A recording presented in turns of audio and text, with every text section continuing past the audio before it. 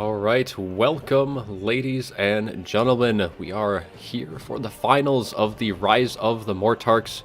Take a little look at who we have fighting today.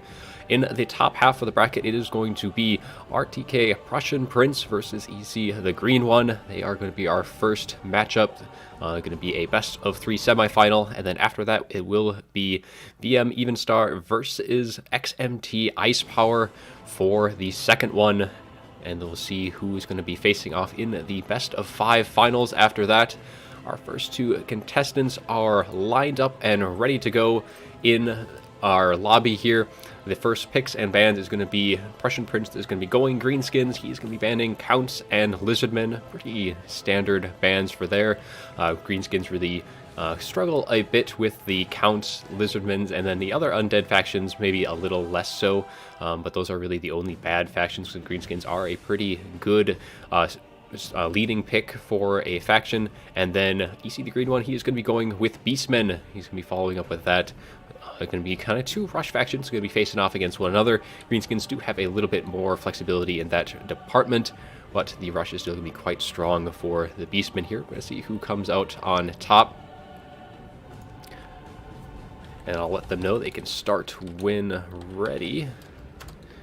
And then we'll get right on into our first match. It is going to be on Schwarzhofen. We're going to be kicking it off in the lands of Sylvania for our first.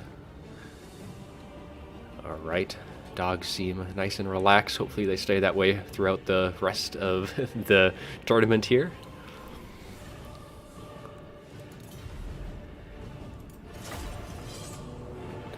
But yeah, it should be a fun final here. We've had our 4 qualifiers leading up to this, and as I said, the those contestants that we have today are the finalists from each of those qualifiers. Prussian Prince did win the first one, so he's getting the #1 seed. EC the Green One won the final qualifier, so that's why these 2 are matched up for today. Should be a nice, fun matchup regardless. We got some very good contestants here.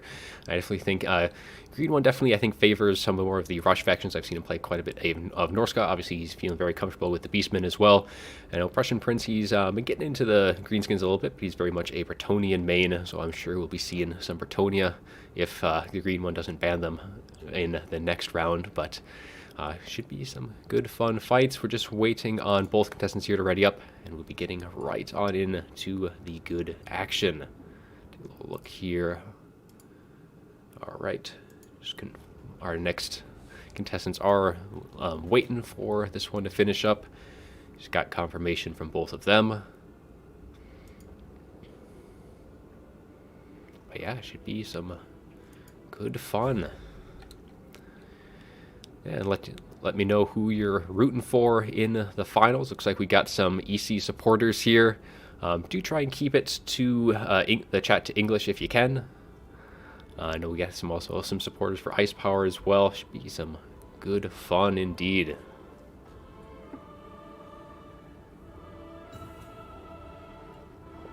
All right, Prince is ready. Just waiting on the Green One.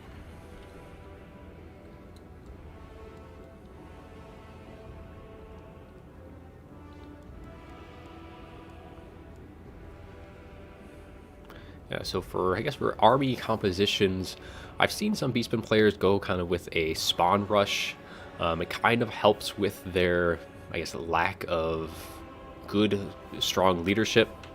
Greenskins can go kind of either way, as depending on what they can. You can bring either trolls to counter it, though I'm not really too familiar with that matchup on the Greenskin side.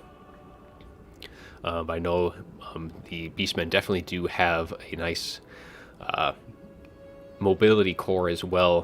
The Warhounds with poison, very helpful in that regard, as well as the Centaurs. Looks like both sides are readied up. So let's load on into our first one for the day.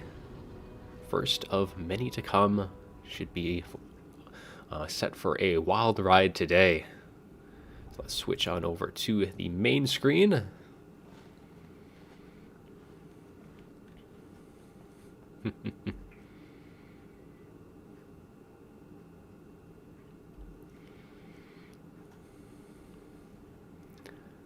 All right.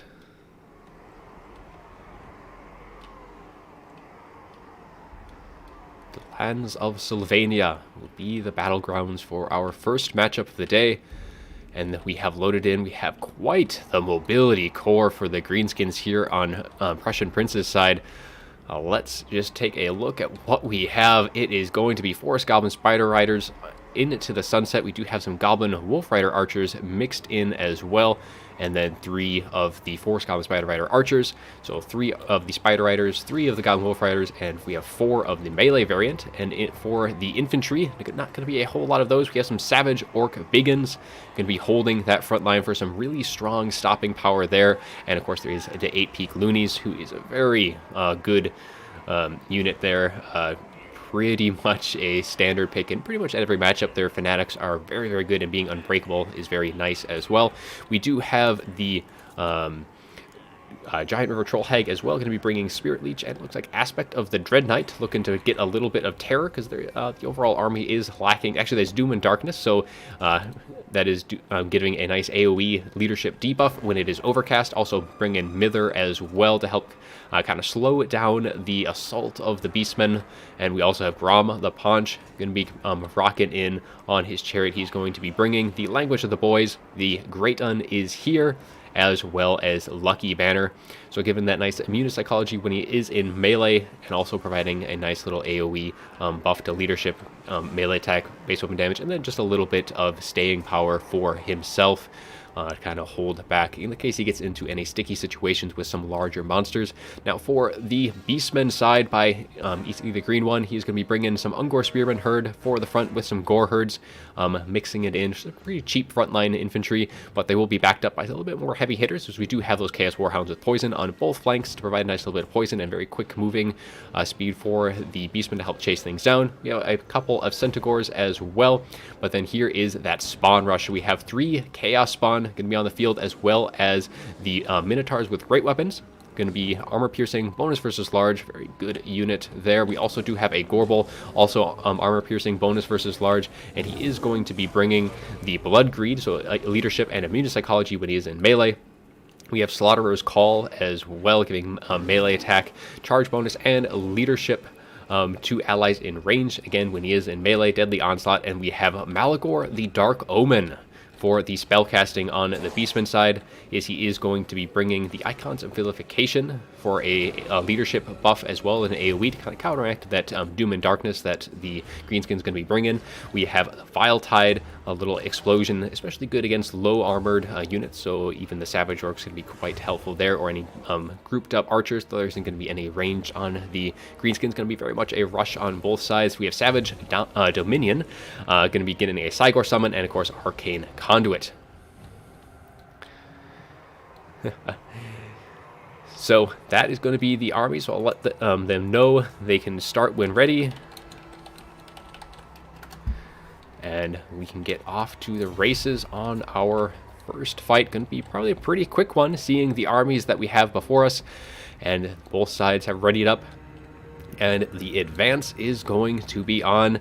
Looks like Prussian Prince could be electing to potentially take the hill up here, allowing his skirmishers to do a little bit of work there. Plenty of ranged superiority, and the poison should be able to help keep the Centaurs and even the Chaos Warhounds at bay for a little bit longer, especially with a follow-up of the Forest Goblin Spider Riders to kind of help screen them out even more. Otherwise, things going to be going pretty good, especially with Prince getting the high ground, but the rush gonna be on in earnest from the Beastmen as soon as that Chaos Spawn and those Minotaurs get into the fight. Gonna be doing some very good work. We have a Vile Tide in the back, gonna be doing a little bit of damage to these grouped up Forest Goblin Spider Riders, but overall not doing as much as I think the green one would have hoped for on that cast. But now a little bit of chasing here as the Gore Herd do get a little close, but that is going to open up a nice little charge here on a couple flanks against the Savage Orc Biggins, as the Minotaurs with great weapons are going to get a little charge in, and the Savage Orc Biggins going to try and reposition themselves. Quite a bit of dancing going around here. Neither side really willing to commit fully in this engagement, as the 8-Peak Loonies are going to be kind of pulling forward here, looking to potentially get a nice Fanatic cast, and there it does go straight through the Chaos Spawn and the Gore Herd. Going to clip a little bit of the Centaurs as well. Looks like they do get ahead of that Fanatic spin just in the nick of time, so not a whole lot of damage there on that initial Fanatic's cast, but getting an early one out is a pretty standard tactic for them, and then just try and play a little bit more conservatively. But here's going to be a very nice Vile Tide right into the middle of all of those Savage Orc Piggins, bypassing their physical resistance, and going to be doing a nice bit of damage because they are very low armored. I hear a Doom and Darkness as well, going to be going down on, looks like mostly the Gore Herd and the Chaos Warhounds. Not going to be doing a whole lot against those Chaos spawn. We do have a Cygor Summon going to be dropped onto the field, providing a nice bit of mass and stopping power. But otherwise, Grom actually isn't in the best place right now, considering he is really surrounded by a lot of monstrous infantry. The Gorbel is also here. The Gorbel has taken a bit of damage, but yeah, the Cygor, Gorbel, all of these units just surrounding the leadership of the Greenskins. And that is going to be very hard for Grom and the Giant Roach Troll Hag to really tank. The Giant Roach Troll Hag taking a ton of damage already, quickly down to half health. Grom is able to kind of miss most of the incoming damage, but yeah, losing the caster here is going to be very unfortunate for the Greenskins. A very nice surround by the Beastmen player here. Otherwise, on the periphery, though, the Skirmishers are still going strong. Nothing has been able to really get caught out, and the Savage Orc Biggins are winning the front line on the other departments. Some of them have gotten broken down, one of which was hit by that Vile Tide earlier on, but these Forest Goblin Spider Riders are going to be trying to escort that Giant Roach Troll Hag, trying to bring her back into the fight as quickly as possible, though the Gorbel is going to be taking, has taken quite a bit of damage. Going to be getting a little wary here. Balance Power, though, is pretty much dead even right now, although a lot of that Balance Power is going to be actually in the Cygor Summon, which is reaching the end of its duration. There should be another one that is, as long as Malagor does stay alive and well. He is getting very low. Now would be the perfect time for that Doom and Darkness blow. They are going to end up routing anyway. Malagor taking a ton of damage, and you're going to see the Balance Power edging a little bit into the Greenskin favor now with the leadership, or at least the casting, for the Beastmen gone. And unlike the River Troll Hag, it doesn't really have the regen to boot. At least I don't believe so. Though once again, the Giant River Troll Hag is getting a little caught out by some Chaos Spawn, and they're not going to be so easily deterred, as the Giant River Troll Hag is starting to waver with the charge of the Centaurs as well.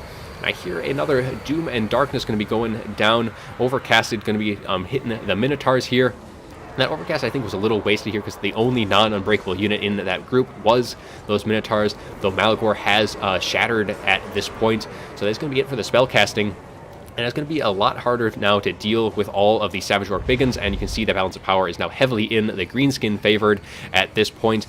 Centaur is going to be trying to catch these Goblin Wolf Archers, but they're just so hard to really catch down. There's just so many shots coming in from all angles right now.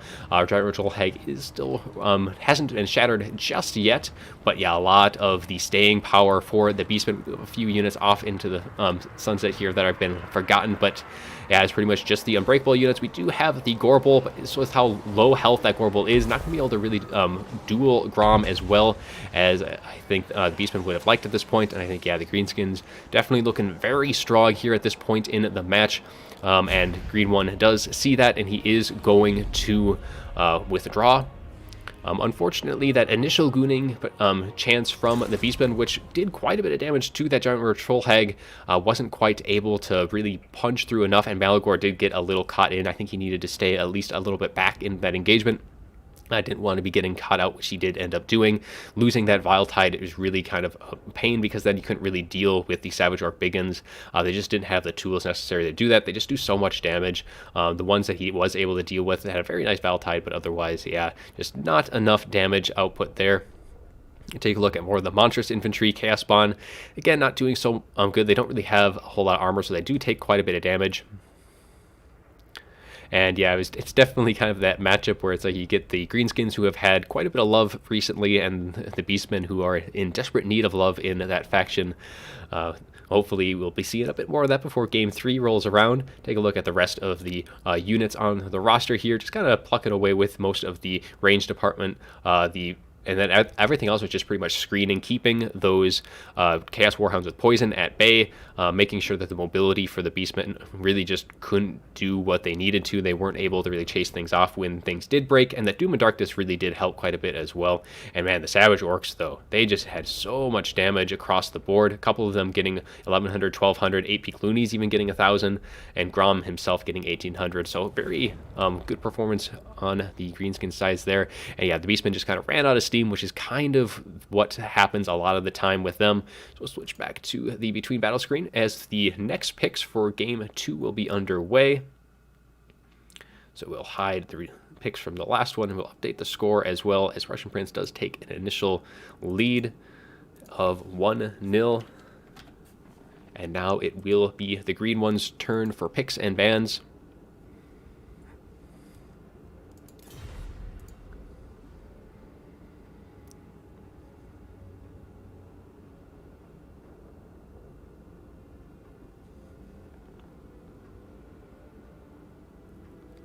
Yes, I'm definitely hoping the Beastmen will have their day. They definitely need it. When you look at their army roster on the lobby here, they don't really have a whole lot of choices to choose from. They definitely need a bit more in that regard. All right, so the green one, though, is going to be going with Norsca as his pick. I know he plays them quite a bit. Man after my own heart. Another Norscan main. Love to see that.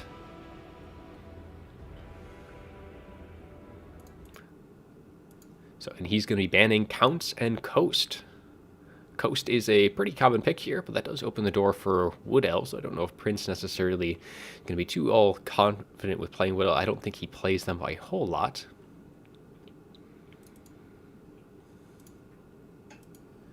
So then for the bans, we have Counts. And the other one going to be banned is Coast. And for the counter pick, we're just waiting on what Prince looks like he is going to be going with Bretonnia. He hasn't made it official yet, but it is looking like he is looking through some of those Bretonnia builds against Norsca. I know he did quite well in the faction war against Ulrich Rahl, which hopefully that video will be coming up soon from, oh right, the map as well. The map is going to be, I believe I said it was going to be Summer Song, Schumer Sword. Let's take a quick little look. Summer Song.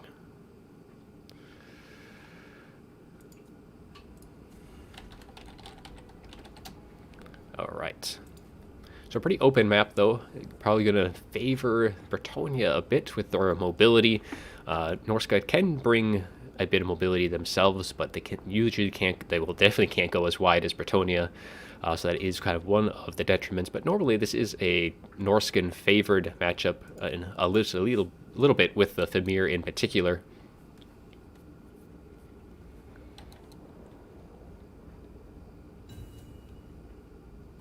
Oh, actually, so yeah, he will be going Bretonnia, and he is readied up already. Definitely going to be having some builds ready and waiting. So we'll see if he's able to repeat his performance from Turin's faction war this past weekend.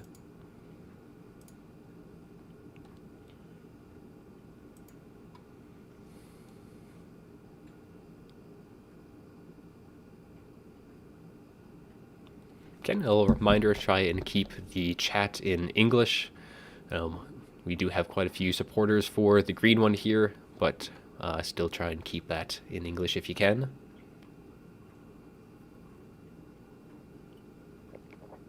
Great weapon Marauders. I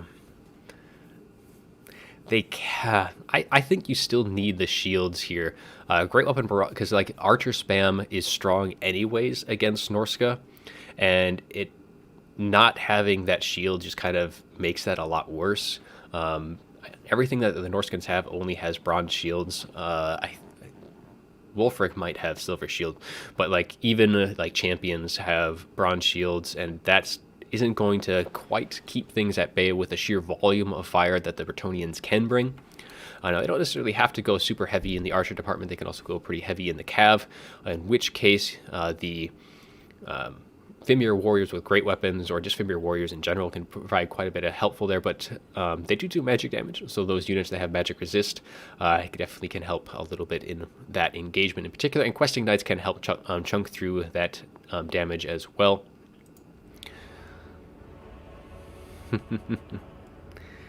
Got some more supporters for Prince in, so it's quite a few people I'm seeing supporting for the green one and for Prince here.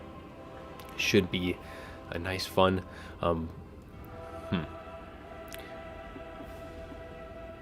Yeah, I don't think I've brought Marauders with great weapons in this matchup before. So you usually go heavy in the either just straight Marauders, and then I throw in a couple Berserkers there because they break through peasants super quickly. I mean, it's like a 750 unit going up against a 125, and so or 150. I can't remember exactly how much peasants are, but it's a little cost difference there. But just being able to break them very quickly and get into that back line is what the Berserkers are very helpful in doing.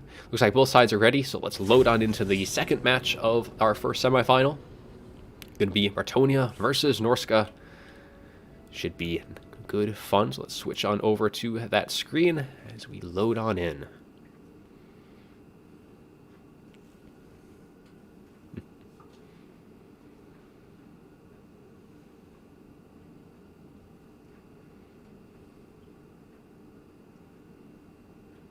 All right. Peasants are 100, yeah. Definitely don't play Bretonnia quite as much. I play them like in very particular matchups, or if it's like a best of 5, then when I have to play other factions, then they're on the table, but usually not one of my stronger suits for sure. But for the Bretonnian forces led by Prussian Prince, we are going to be seeing quite a bit of cav here. We have Knights of the Realm going across line, and then we have Questing Knights as well. So we have 3 Questing Knights, and then 4 Knights of the Realm. Lots of mobility here to kind of help surround the Norskins, and we do have some Peasant Bowmen with pox arrows, fire arrows, a couple of fire arrows, a couple pox arrows, so get a little bit of damage to any of the regenning units. Potentially any of the Skin Wolves or Throg, for example, are 2 units that you can see in this matchup. We also do have Gotrek, though, for that he is unbreakable, bonus versus large, and so that's going to be a nice little tough nut to crack for the Norskins. We also have the Fey Enchantress. She's going to be on foot. She is going to be bringing, it looks like, Earthblood and Shield of Thorns by the looks of things. And of course, she does have her Mortis Engine effect, Arcane Conduit, and that is going to be all she brings. And we do have the Paladin as well, going to be on foot accompanying her with Guardian, going to be providing that nice little bit of physical resist to both Gotrek and the Fey Enchantress when he is close by. For that front line, it is going to be Peasant Mobs off into the sunset, a full 5 units of those. So it's going to be a heavy cav performance here. I'm hoping that they carry the day because he doesn't have anything other than Peasant Mobs for that front line. Hopefully those Bretonnians can keep them, the Norskins, at bay. But for the Norscan army, we do have Marauders for that front line with their shields going to be holding things back, and there is going to be some Marauder Berserkers as well, 3 of those. We do have some Norscan Ice Wolves. They do have Frostbite, and a nice 95 speed, so anything they do catch will be slowed down as they are able to damage them. We do have a couple Marauder Horsemen with throwing axes to help chunk through the Bretonnian cav. And then for the Lords, we do have Wulfric the Wanderer. He is going to be on horseback. He's going to be bringing Seafang, Fight or Die, and Hunter of Champions.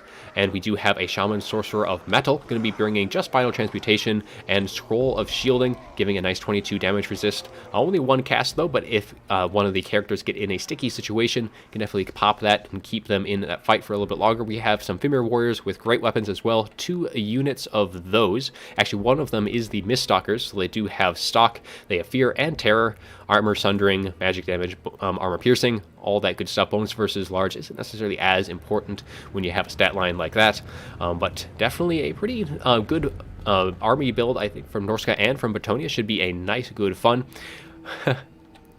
Yes, is the Fae on foot if she can fly? She just kind of will be floating around there. But she will not be on her unicorn as it is. But that is going to be our armies, and they are going to be underway, pushing forward with the 2 of them. And just me seeing how both sides do shake out. Norskins will get a bit of the high ground here, but it isn't too much of a slope. They will be slowly kind of approaching one another. And now the cav is going to start pushing forward. There isn't really a whole lot that can screen them out other than the archers. The archers will be able to outrange them and have some good damage in that regard. But the cav, for the most part, just going to be actually holding back at this point, getting a little bit of distance with the peasant mob and the peasant bowmen. And then all of these cav units are pretty much just going to be held in reserve for when that front line starts to waver a little bit. They'll probably get in some some charges through their own lines instead of kind of going on the initiative. And that's going to kind of have both sides slowly moving up, kind of trying to get the better position here. But yeah, the Peasant Bowmen not going to be able to last too long against Marauders, especially Marauder Berserkers. And there's going to be plenty of holes in that line to try and get through into those Peasant Bowmen, but there's going to be plenty of forces to counteract that with the Questing Knights. And now the shots are going to start raining in from the Peasant Bowmen, firing into this front line. But we have Gotrek, the Paladin, and the Fae here going to be anchoring that front line. And now the Cav is going to be pushing forward, seeing that the Norskins really aren't going to be trying to get too much into the back line, going to be going more for a frontal assault here. And that's probably going to be playing a bit into the Bretonians' advantage here, as they don't have anything that can really countercharge them, as the Fimir are actually a little bit too far behind to kind of protect their Marauders here, as these Questing Knights are going to get some free charges in across the line. And these Knights of the Realm, though, going to be a little counteracted by these Norscan Warhounds, but we have a nice little counter charge by the Knights of the Realm, going to be getting a little surround off onto those Norscan Ice Wolves.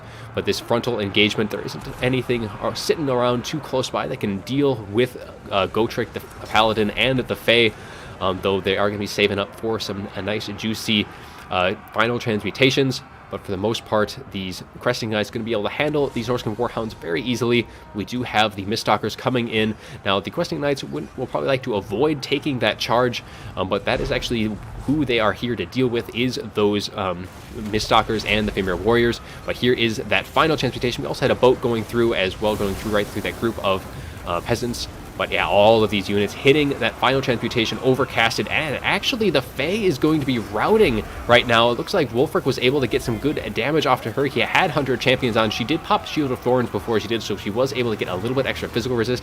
Now she should be back, but she is on foot, so that is going to allow the Norskins to potentially catch up to her, especially Wulfric. That is going to limit her mobility quite a bit. Maybe something that would have been very nice to have, that mobility, especially considering the Norskins can have either mammoths or whatnot. But the Miststalkers gonna be trying to really break this center engagement here, and even the Paladin is starting to take quite a bit of damage, as Wulfric, I think, is see who he is engaging with. Looks like he is caught up on the Questing Knights a little bit, but he is hunting for that Paladin, who is actually terrified from these Miststalkers here, who do have that fear and terror. These Knights of the Realm, though, getting a nice charge in, but the backline is getting a little harassed right now. We do have these Norscan Ice Wolves going to be getting almost on top of the Peasant Bowmen fires. They stop a little bit short. It is going to allow those Questing Knights to help screen them out, but the Marauder Hunters with Marauder Horsemen with throwing axes going to be getting shattered here. Same with those other Norscan Ice Wolves. But balance power is still in the favor of Bretonnia here, as now Wulfric the Wanderer taking a ton of damage from Gotrek. Though Gotrek has taken a bit of damage himself. The Fimir Warriors with Wulfric were able to do a nice bit of damage, but Wulfric is going to need to pull out of here. He can't really afford to lose him, because they need him to help deal with the Fae when she does come back, as she is doing now. She doesn't have regrowth, so her healing isn't going to be as quick to come back. And that Paladin, though, is getting pretty low. He does get Shield of Thorns on him, so that physical resist, bonus base weapon damage, chasing the Shaman Sorcerer Metal and Wulfric out of the fight. But yeah, the Bretonian Cav right now is still going very, very strong, and these Fimir Warriors with great weapons try and push forward to get onto the Peasant Bowmen, but these Knights of the Realm, both Knights of the Realm do get on top, and there is a nice boat here that's able to clip at least some units of these Peasant Bowmen, but for the most part is going to be dodged by at least one of the units. And there's still tons of all these Peasant Bowmen, which are pretty much like, there's not enough pressure on the Peasant Bowmen at this point. Getting rid of, or not really getting rid of the Fae, but pushing the Fae out early on was pretty nice. But yeah, just getting caught out now. The Shaman Sorcerer is going down to the Paladin, and Gotrek getting caught up on these peasant mobs, and that is going to be our game, as the Norskins do fall and the Bretonians pull through, and Prince will advance to the finals to face off against our next one of our next two contestants. So let's take a little look at the after battle just to see how things did. The Knights of the Realm actually did quite well, getting a couple of them getting over 1,000 in value. The other units kind of doing all right. Questing Knights doing decent work as well. Pretty much you bring the Questing Knights for the Fimir Warriors with great weapons, or just Fimir Warriors in general, to punch through their armor. Otherwise, I think, yeah, just the Norskins needed to get on to the Peasant Bowmen, because if you look, they did pretty good value between them. Not like absurd value, as kind of you might expect, but still, there wasn't enough backline pressure. I know they really needed to focus on that front line. Wulfric, Shaman Sorcerer, actually, those final transmutations did a ton of damage. early on, especially losing the Fae so early. Was able to get her out of the fight, pretty much making her a non-factor. She only had the Earthblood and the Shield of Thorns, which did help keep that Paladin in the fight. There was a few casts from a little longer away to make sure that went a little bit in their favor. But yeah, unfortunate, just not unable to really punch through. Marauder Berserkers, though, doing quite well, even though there's not a whole lot of, I guess, infantry that would generate a lot of value. They are still very good units in their own right. Their only real weakness in this matchup is they don't have any shields, so they take a lot of damage from those peasant bowmen, and they are very good targets, and they kind of turn into pincushions there. But a good match nonetheless. Both contestants have left, so we'll update the bracket here real quick as Prussian Prince does advance to the finals. And now let's get Evenstar and Icepower into the lobby. So we got one.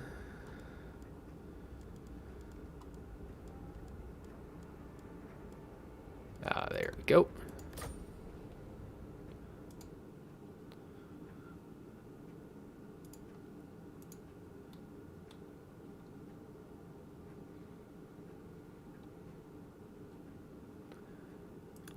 All right, both contestants have loaded on in. Looking at a few announcements here in Discord real quick.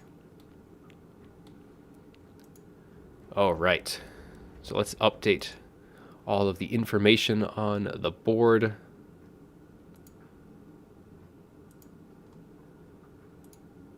So on the left side, we will have Icepower coming on in.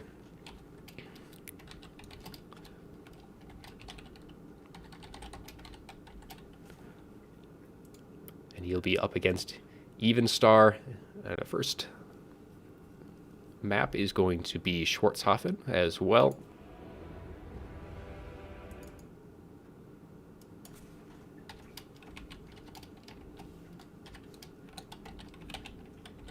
All right, both sides are in. Update the score as well.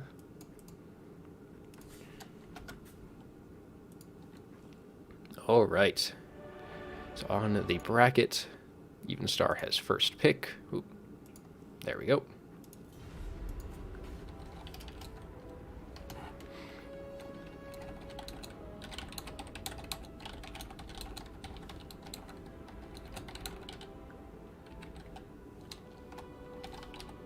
Schwarzhofen.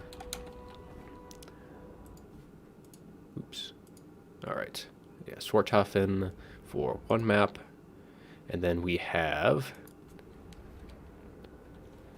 Summer Song and Mortis Waste is the last map.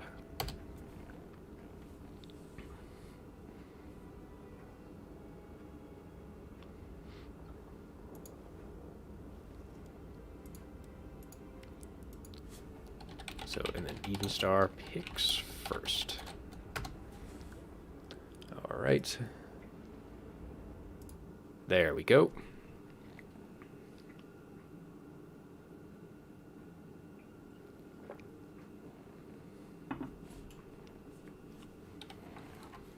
All right. So we'll see if we're going to be seeing Icepower's Dark Elves here at any point. I know he is very proficient with them. And I know Evenstar, he plays a lot of Tomb Kings, he plays Coast. He's pretty good with counts as well. I've seen some pretty good builds from him on that regard, so over the undead mains as well. I know Icepower's been playing some Skaven recently, but really I think his fallback is the Dark Elves, who do have a little bit of a interesting matchups. They're lacking a little bit, kind of a little bit to the power creep. They used to be a very strong faction.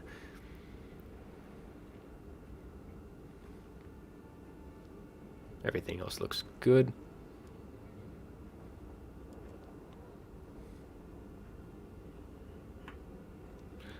All right, Jay, what is it?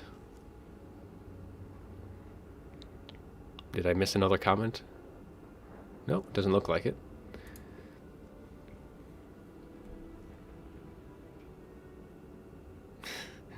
Well, spit it out, Jay. We don't got all day. So anyways, for the picks and bans, though, Evenstar is going to be going with Skaven. He's going to be banning Wood Elves and High Elves.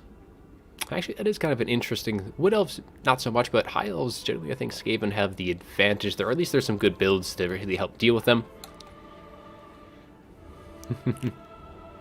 I say with such tolerance. Alright, let's get the picks and bans up on the screen for you guys.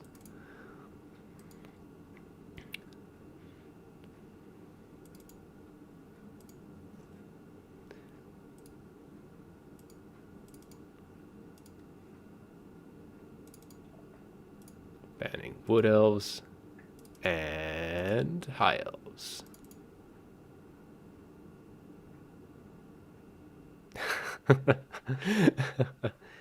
Well, luckily for me, my videos aren't monetized anyways, so it doesn't matter what I say. At least right now. I still have about 400 subs to go before I get to that point. Alright, Icepower is thinking about his build. Looks like he might be thinking about going counts.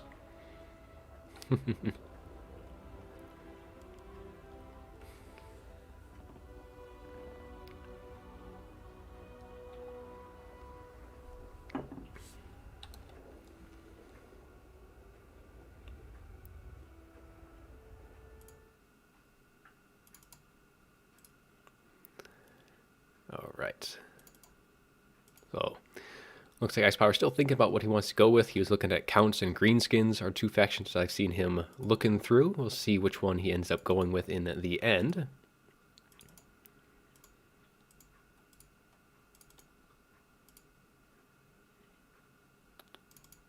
There we are. So he is going to be going with Counts. And he is already ready to go. He already had a build picked out. So we'll see just how well he's able to handle this matchup. It is generally favored for the Counts. Just being undead in general is good against the Skaven. The Skaven still have tools that they can deal with things. Pretty much Poison Wind is kind of a big threat here. Jezzails, kind of some of the monsters as well. Hell Pits can be a bit of a nuisance to deal with, because generally one of the best tools to deal with Hell Pits is like Blood Knights, and Blood Knights can struggle to stay alive. You kind of have to be very careful with them, especially because you need them in the late game if there is a Hell Pit. Otherwise, you just have to slowly whittle them down. White Kings can do some damage, but on a one-on-one, the Hell Pit is going to be able to pull out on that. Though if you've seen a video as of recently, apparently Kemmler can duel a Hell Pit in the end, but I wouldn't count on that being a repeat performance in that regards.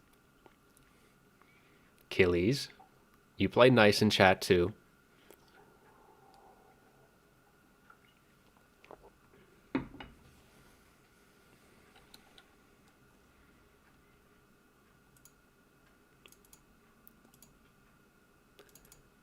All right, there we are. All right, Evenstar is ready to go as well. So let's load on in to our first match for the second semifinal to see who is going to face Prussian Prince for the title.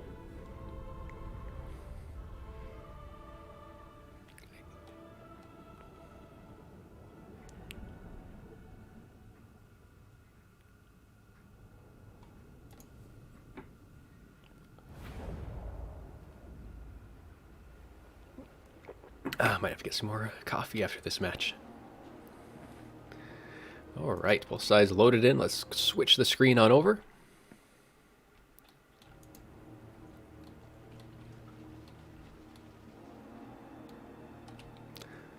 Alright.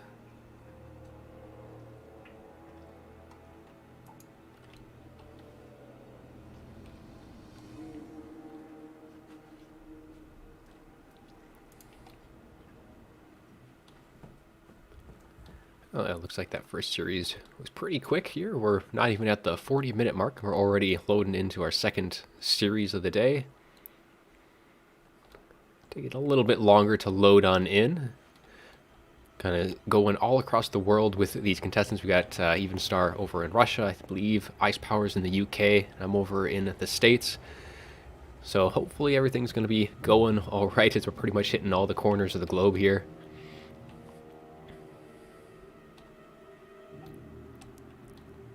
In the meantime, you can just look at the beautiful maps while we wait for both contestants to load on in.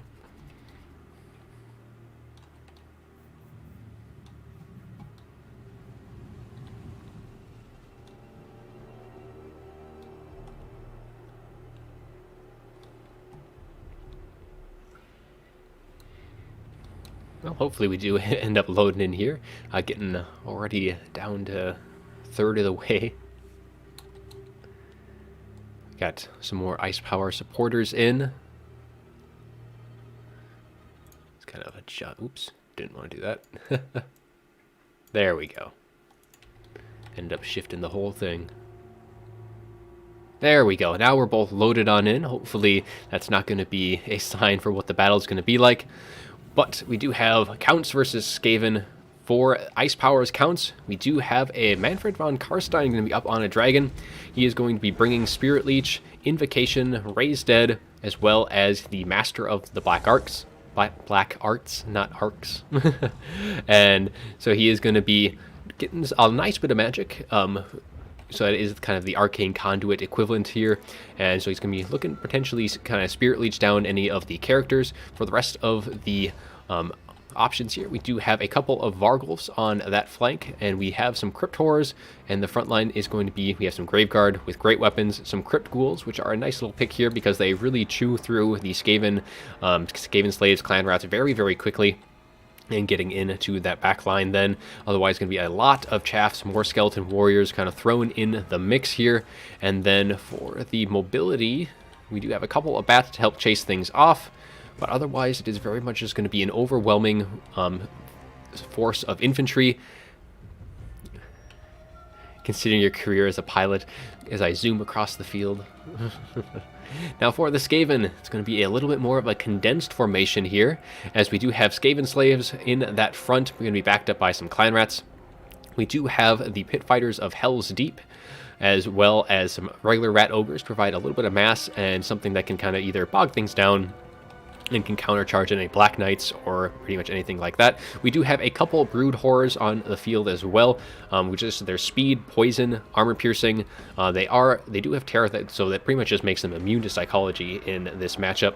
We do have the Ikit Zap Zaps, which does could actually potentially help quite a bit against Manfred if they are able to land some shots at him. It does kind of reset that ability timer. We do have some Poison Wind Globadiers. We don't have any of the Mortars, but the Globadiers are very strong because they're a lot harder to snipe out. They have 36 models, 100 armor, which is really hard to kind of really snipe out because bats aren't going to be able to beat them. And for the rest of the forces, that's pretty much it. We do have, actually, Ikit Claw is going to be the Lord here. I'm not going to be seeing any of the Grace Heroes or Plague Priest. He is going to be bringing Howling Warp Gale. We have Scorch. We have the, what is that? The Brass Orb and the Storm Demon, which is a nice little missile fire. But otherwise, that's it for the magic. We're not going to be seeing any summons from the Skaven side. That is kind of an interesting choice in that regard. But it should be a little interesting seeing if the Skaven formation is able to kind of hold things back, as Ikit and the Brood Horrors are going to be kind of slowly pushing forward, kind of helping to screen things out and potentially get some cycling in and out with these Crypt Ghouls. And there's not really a whole lot that can stop the Brood Horrors here. You have the Crypt Horrors, but that is pretty much it. And they're taking a ton of damage from that initial volley. And they are getting a little bit ahead of the rest of their units, which is going to make prime targets for the Ikit Zap Zaps. And I think I did miss the Council Guard. Yes, the Council Guard is there as well. And that Scorch is going to be missing the Skeleton Warriors as they do advance forward. And these Crypt Horrors taking quite a bit of damage, but the Brood Horror does need to be a little careful that doesn't get caught up in these Crypt Horrors and surrounded by a bunch of these units. But it does have, of course, Ikit Zap Zap, or Ikit Claw, and the Brood Horror around to kind of help kind of keep things around. But having everything grouped up is going to allow the Ikit Zap Zap to really do a ton of damage. These Crypt Horrors are just getting deleted so very fast. We do have the Vargulf. It looks like a Brass Orb is going to be going down in the middle of this as well. Going to be keeping things nice and stationary, allowing that Ikit Zap Zap to do a ton of damage early on. And now we have Manfred coming in to try and assist. So a very good trade so far. The Brood Horror has taken a bit of damage, but with its speed should be able to pull out nice and easy, though this one is getting a little hung up on some of the Crypt Horrors, but it is going to be able to pull out. Does get staggered by the attacks, and both of these Vargulfs actually doing some decent work on that one. It might even route it, but it looks like its leadership is going to stabilize, and it is going to be able to pull away from those Vargulfs there. Howling Warp Gale did go down onto Manfred, as he is going to be getting shot by Ikit Zap Zap. Now, kind of interesting bringing Howling Warpgale and only having the Ikit Zap to really kind of punish the Air Force. And I mean, he has taken quite a bit of damage there, but normally you follow that up with some Jezzails or potentially Rattling Guns. The Rattling Guns I don't think is really all too great in this, because just the general speed, all the bats can quickly get on top of them. But usually Jezzails or something to follow up that Howling Warpgale is more common. But now the Count's going to be slowly approaching the formation of the Skaven, as they've just been able to continue firing away, doing a ton of damage early on. And the Brood Horseplay with Ikit Claw has actually done quite a bit of good work with cleaning up the monstrous infantry. They've taken quite a bit of damage, already down to only 5 models. They do have healing, of course, but I think that saving up those Winds of Magic for some other sources, and now in come those Poison Wind Globadiers is going to be firing in, hitting the Crypt Horrors, but now things are going to start grouping up actually on top of this Brood Horror, and with all of these Poison Wind, the Poison Wind right now are going to be turning their attention to these Crypt Ghouls, which is a very nice target for them to be firing into, and they're only be hitting their Clan Rats, so that will trade well overall, and the Fellbats being kept at bay with the Council Guard. But that is a nice little grouped up formation. Now, there isn't any Wind of Death or anything like that, but another Howling Warpgale does keep these bats in the sky, as well as Manfred von Karstein. So he's just going to be sitting and stuck in that air, and it looks like another Brass Orb is going to be going down right into the middle of these Skeleton Warriors, keeping things slowed down. So instead of having the Warp Grinders with their snare, he has been electing instead to go with that Brass Orb to kind of slow things down. Now that does have, I believe it's only 3, but a nice breath attack, and it is going to be dodged though by the Council Guard. A heads up play by Evenstar, going to be able to pull forward just in time to stay away from that shot. Unfortunate on that, would have been a very nice to get a lot of the damage into them. But now Manfred is going to be diving down on top of the Poison Wind Globadiers. Both of the Brood Horrors are mixed in, and the Crypt Horrors here are as well, because they will be providing poison as long as they are still around. But so do the Brood Horrors. They also cause poison. And we do have a little Scorch going to be going through. And again, going to be falling a little bit off to the side here against the Count. The Counts are putting a lot of pressure into the box for the Skaven. We are seeing some units starting to get pushed away. These Globadiers were terrified, and being so close to the back here is really detrimental to the Skaven. Might have been ideal to be a little bit closer back, because they will be routing, and with them so close, they don't want them routing off the field so quickly. But man, Manfred has taken a ton of damage so far. He's been trying to heal up. He does have an Invocation of Nehek on top of him, but he is just continuing to take shots from the Ikit Zap, being unable to get them shut down, as the Howling Warpgale has been able to keep them. And I think all of the bats at this point have been dealt with. I don't see any of them on the ground or otherwise. But now Manfred is going to be trying to jump on top of Ikit Zap at point blank range, but the Brood Horror is going to be here as well. We do have Howling Warpgale, and since Howling Warpgale works even if they are on the ground, so that is going to be curtains, it looks like, for Manfred, as he does fall. And that is going to be a lot of the stopping power for the Count's gone. He still has both of the Vargals, and the Crypt Horrors are getting very low. And so at least for the time being, they are able to shut down the Poison Wind Mortars. But dealing with Ikit, and I believe the Council Guard as well should be around here somewhere. Take a little look. So the Council Guard are right here, so they're going to be very hard to deal with without the breath attacks from Manfred, and with them kind of just surrounding the Ikit Zap is going to make that even harder to deal with. That it should be the last Brass Orb. The Brood Horror is getting a little low, and I think the Vargals need to try and deal with both of them and try and assist against the Pit Fighters. But so many units are now coming back for the Skaven. We have all of these Clan Rats here kind of coming in on this flank, and the Poison Wind Globadiers still firing away, and that is going to be our first game done, as the Counts just kind of are unable to really punch in. And Ikit did so much damage here, 2100 in value, racking up 241 kills. The Poison Wind Globadiers doing quite well. They only cost 550, so they were able to pay for themselves and then some for both of them. And the plays early on by the Brood Horrors really slowing down the advance of the Counts here, because that just allowed Ikit Zap to get so much value. 3,300 just firing in at the Crypt Horrors, the Vargals, and Manfred von Karstein for the most part, because I mean Manfred is 3k in value plus, so a lot of that was from them. So very well played by the Skaven. They're able to really slow down that approach as best they can, and yeah, just wasn't enough mobility, I think, for the Counts. I normally like bringing at least something to put some more pressure in the back line, because I mean bats, they're good for chasing off things and temporarily shutting down ranged units, so either diving on top of the Globadiers, keeping them from firing on that initial engagement, so that allows you to push through.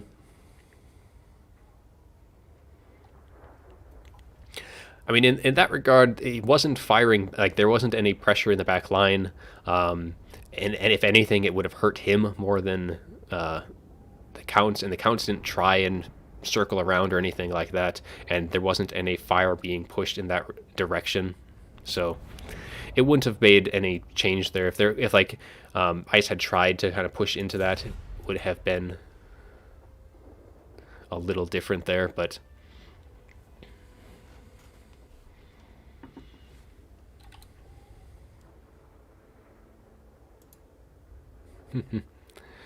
but Ice Power will be going with Bretonnia, banning Lizardmen and Dwarves. So I switch to the Between Battle screen here, so we can get to the next picks and bans up on the board for you.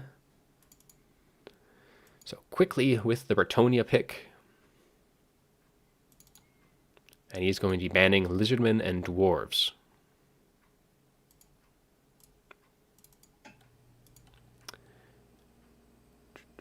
Banning Lizardmen.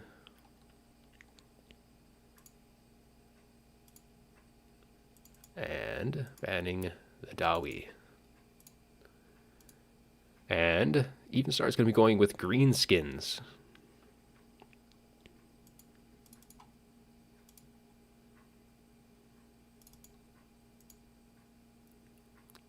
All right, there we go.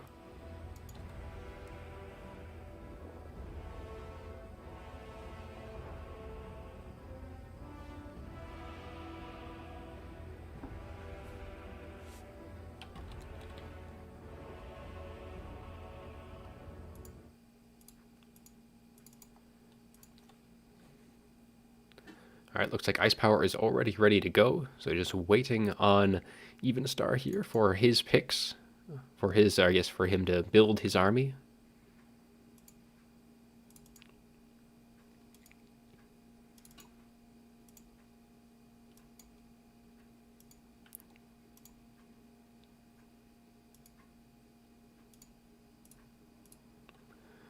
All right, still waiting on that. So we'll finish getting all of the UI set up. Oh, right. And then the map.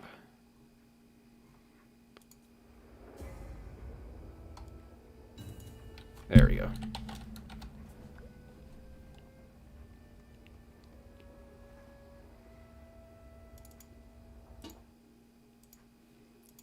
All right. Yep, still waiting on Evenstar to finalize his build, and then we'll get onto it. We'll update the score as well.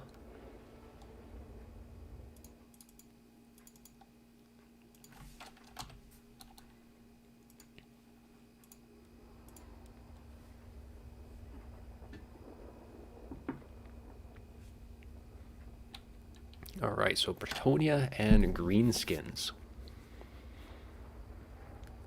I mean, I feel like this is a fairly even matchup. I know, I mean, I've seen Prince and Satsuma play this matchup a few times, so my opinion on the matchup might be a little bit more skewed from seeing them play it so often, but I think overall, I want to say it's fairly even. I think the Bretonnians can struggle maybe a little bit to deal with, like, the healing that the Greenskins have, and the Greenskins definitely will have the better frontline engagement, so the Greenskins will struggle a bit more in the mobility department, but they should win that frontline even with the Fae. It just kind of depends on how well the cav play is on the Bretonnians. I mean, both sides can bring artillery here, so we'll kind of see if we're going to see some of that. I can't really say how this matchup's going to go, though. Rank 9 Battle Pilgrims. Well, it works against particular units on the Greenskin sides, but will it work against everything? That is to be determined.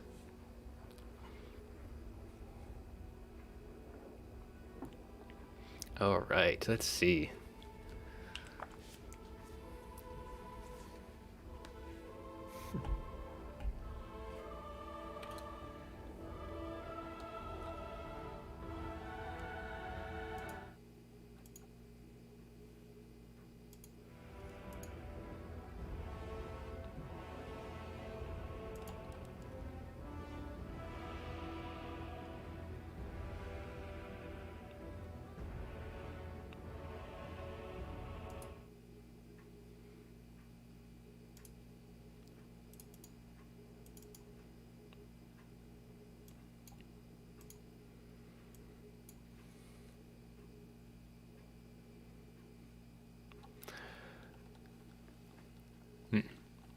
I think the mortars will usually pay for themselves, but I think like globadiers only need like a volley or two to pay for themselves. It's kind of ridiculous how much damage that they can do because they have so many shots between them.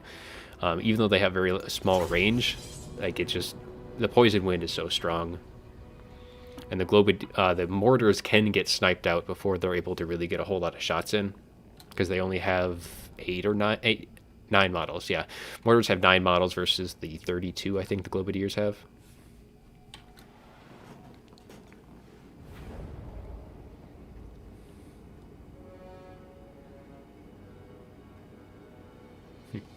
All right, so we're loaded on in. We'll switch this scene on over.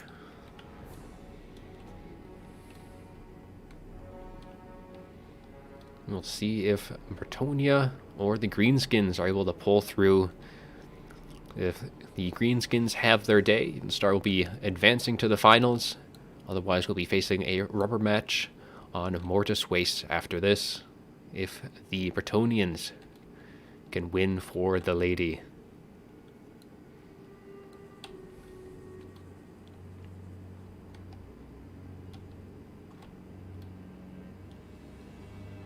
Alright, looks like both sides are loaded on in. So we'll go over the Bretonnians. I see King Lewin Leoncoeur up in the sky as he does kind of fade off into the sunset, but he has the Sword of Couronne. He does have the Stand Your Ground, Foe Seeker, and he does have the Beloved Son of Bretonnia. He has the Ladies Champion, so he does have that little bit of restoration, but he isn't going to be bringing his Lion Shield, so he's only going to be going with that debuff of minus 24 melee defense and 30 armor in an AoE around him specifically. Frontline is going to be peasant mobs spread out and going to be backed up by some spearmen at arms on both flanks, and the center ranks is going to be some men-at-arms, but some pretty light infantry in that regard. We do have some peasant bowmen as well. We have, looks like, one Pox variant. Otherwise, going to be heavy caps. So we have Knights of the Realm, the Companions of Quenelles, Questing Knights, ROR, some more Questing Knights on this flank. So otherwise, 4 Knights of the Realm, 2 Questing Knights in the center ranks. And then we have a Damsel of Life bringing Earthblood, and looks like we have Regrowth as well to help keep King Lewin topped off if needed. Otherwise, it's going to be the Questing Knights and Knights of the Realm who will be getting that healing. For the Greenskins, it is going to be a front line of Orc Biggins. We have some Night Goblins mixed in, otherwise just Orc Biggins for that front line. We do have a Giant Ritual Hag going to be bringing Mither, Blast, Scroll of, or not the Scroll of Power, it is the Power Stone, and we have Spirit Leech as well. Otherwise, for mobility, we're going to have some Orc Boar Boys in the rear. We're going to have some 4 Scout and Spider Riders for poison, but no ranged from Evenstar's build. It is going to be all a straight rush, straight into the jaws of the Bretonnians, and we have Grom the Paunch as well, bring in a few of his abilities. He does have the Language of the Boys, giving that immune psychology. The Great Un is here, and we have Lucky Banner, which is always a very nice thing for him. So yeah, Prince definitely rooting for his Bretonnians. So we'll see just how things are able to go for both sides. It's pretty much going to be, can the Greenskins really counter all of this mobility from the Bretonnians? And King Lewin is going to have his pick and choice of engagements, as there's nothing to really pressure him in the slightest. The only thing is going to be Spirit Leeches and Mither. If he does drop down into the engagement, he's going to see these Night Goblins coming on in, hoping to try and clear out some more of the, if they get a nice little Fanatics on all the Cav, going to be doing quite a bit of good work there. But otherwise, we'll see how things go and see if this rush build ends up paying off. We do have a Spirit Leech on the Companions, going to be doing some nice bit of work, but King Lewin going to be diving down onto Grom, getting a nice little hit in. Grom is going to be able to pull right on through along the frontline engagement, and the Companions will get a little caught out by the Orc Biggins. But otherwise, the front line for the Bretonnians is not going to be holding for very long. They're going to need the cavalry to cycle on through that front line as they are doing, and there hasn't been any response from the Orc Boar Boys to get any counter charges off in. And all of the Bretonnian bowmen just doing quite a bit of good work, just free to fire in. We do have some Fanatics going through, trying to catch up the Companions, but potentially cast a little bit early, but that final Fanatic does do quite a bit of good work to those men-at-arms, and we do have the Knights of the Realm taking quite a bit of damage with these Orc Boar Boys on this flank, being able to really punch through them, but the Questing Knights are going to be the real stopping power here. The center ranks, though, is going to start opening up, and there isn't anything to really counter this one unit here. Everything else is getting a little bit off, but we see these Knights of the Realm here looking to redirect their attention. It looks like they are just going to instead elect to go right through the front line, really trying to break these unit of Orc Biggins, but we do have the Orc Boar Boys coming on through, getting a counter charge of their own, and it looks like it's kind of even on both sides right now, as Ground Punch is going to be able to kind of push through, but as long as these Peasant Bowmen are kind of free to fire in, there's going to be a lot of damage going the way of the Greenskins. However, these Orc Biggins are going to be finally getting on top of these Peasant Bowmen, though there is the Questing Knights to follow up on that, and they should be able to break these Orc Biggins before too long, but they should be able to still deal some decent damage to those Peasant Bowmen. But yeah, so far the front line definitely not holding, and even the Knights of the Realm and the superior cavalry for the Bretonnians is starting to take quite a bit of damage across the board, but you're seeing some breaks in the line kind of all across the board on both sides. The Peasant Bowmen are getting pushed back in the center ranks, so there are some pockets on both flanks where the Bretonnians have been able to push through. We do have the Giant Ritual Hag did take a bit of damage, but I think King Lewin being at such full health right now is going to be very problematic, though of course both of the heroes and lords for the Greenskins do have regen themselves, so as long as they do stay alive, they'll be able to kind of heal up. I mean, King Lewin himself does have that healing as well, especially from that Damsel of Life, who's going to be getting a nice little Earthblood off onto these companions, but the companions are so very low, and that is a very expensive unit to be gone from the field so early on. That Earthblood just not quite enough to really keep them in, but especially with the Wa going off, I believe these companions are going to be going away pretty damn quick here. Knights of the Realm, they're going to be trying to salvage things, but yeah, everything is getting pushed back right now, especially by these Orc Biggins. The Peasant Bowmen are getting pushed back on all fronts. But it is just kind of this one pocket of Greenskins up in the top here that is kind of going to be the hard thing for the Bretonnians to really break through. We still have a very healthy Questing Knight, but everything else for the Greenskins starting to just kind of form around this center ranks here, as the Orc Boar Boys trying to chase things off as best they can. And King Lewin's going to have to try and carry himself in the end game, as the Greenskins are taking a slight advantage here, as Grom is in hot pursuit of the Damsel of Life. Just getting pushed around. She is on foot, but she is going quite fast there. She just gets pushed far away from the engagement. I think Grom would much rather have she taken some damage there instead of just getting pushed around, though King Lewin can be coming to her rescue, as he does get a nice little charge into Grom, as is these Questing Knights going to be coming in, but in comes all of the Greenskin infantry and their cavalry here, though Sword of Corone does go off as they do engage, so minus melee defense and armor, and Grom taken, oh, that isn't Grom there. Grom has taken quite a bit of damage. He definitely going to want to be pulling out here. He does have his Lucky Banner, so that's plus 40 damage resistance, and he is definitely going to want to pull out, trying to heal up for as long as he can before returning to this engagement. King Lewin definitely putting a nice little bit of a hurt on him, but all of these, the Night Goblins and the Orc Biggins, definitely going to be able to hold off against all of the Bretonnian cavalry, though the Bretonnian cavalry has been coming back on the fringes, though these one unit of Orc Boar Boys should be able to help clean things up. There's some spearmen coming in to support, and now King Lewin is getting on top of the Giant River Troll Hag, doing some decent work. He does have Foe Seeker on, so he is getting a little bit of extra vigor back, but yeah, he doesn't have any really support here at this point, and with the Damsel of Life being routed, and if he is stuck in that engagement, Grom is going to be able to just kind of make sure that Damsel will finish off, and seeing the odds stacked against him, Ice Power is going to withdraw, and Evenstar is going to take the final spot in the finals to face Prussian Prince. Take a look at the results as well. The cavalry from the Greenskins really didn't get all that much damage off. Most of it was with these Orc Biggins doing a good amount of damage. Just one unit getting 1,600. Otherwise, all of them doing some pretty decent work. Grom himself not doing anything too ridiculous, but the Giant River Troll Hag with the Spirit Leeches, and I guess with that bag of meat she was swinging around, she was able to rack up almost 2k in value. Both of the Fanatics doing all right, but nothing too outrageous on the Greenskin size for the Bretonnians. Just kind of losing all of their cavalry, which was really one of their bigger advantages, just unable to really capitalize on that.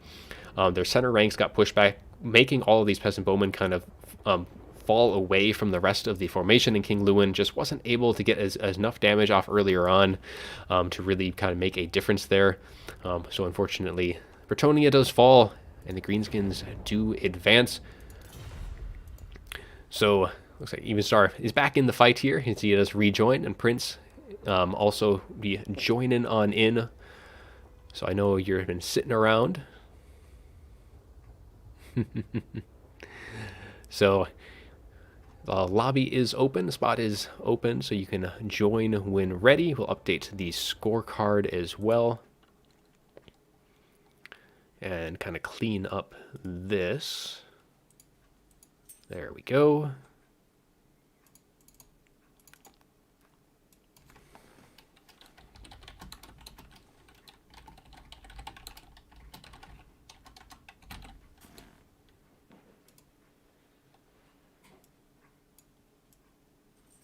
All right, so this is going to be a best of 5 final. So there's going to be pick and ban 1 for these. And Prince will have first pick. We'll update the bracket as well. And for the map, get that set for them, is going to be Oakenhammer for the first one. There we go.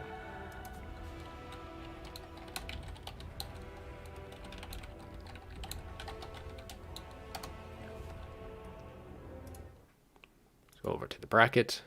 Evenstar does advance to the finals. He'll be against Prussian Prince.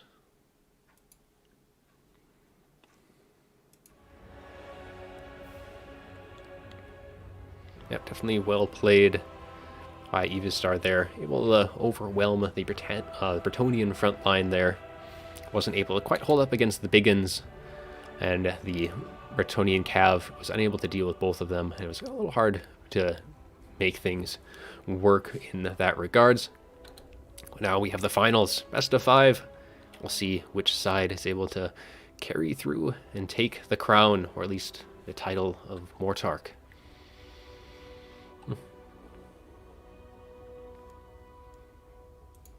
Alright, so Prince was thinking about his picks.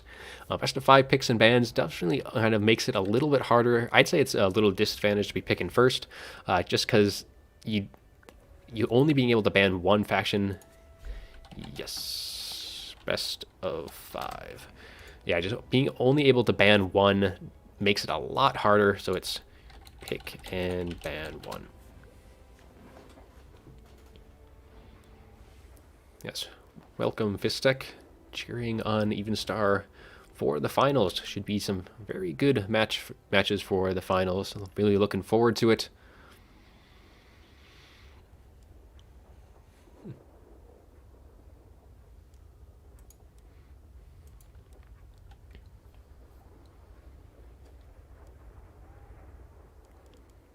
Right, definitely looks like Prussian Prince is thinking about going Greenskins for a first pick. We'll see what he does decide to kind of go with for his bans. He did ban Counts and Lizardmen in his first match when he first picked Greenskins, but he only gets 1 ban. So he's going to kind of pick and choose his battle here on what he wants to go for. So it's going to be a little sketchy because it is going to open up some counter picks.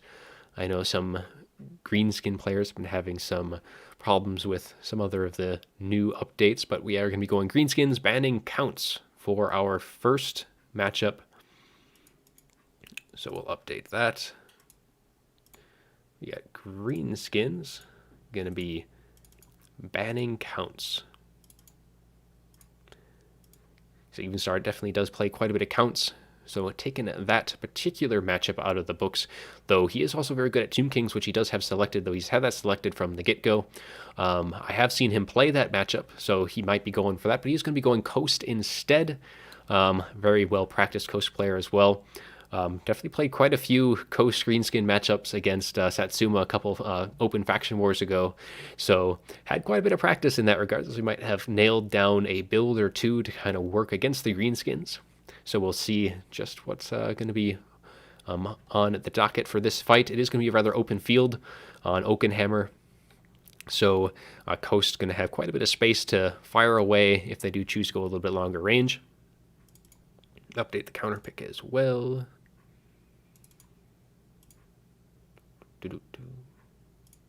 There we go. So Prince is ready.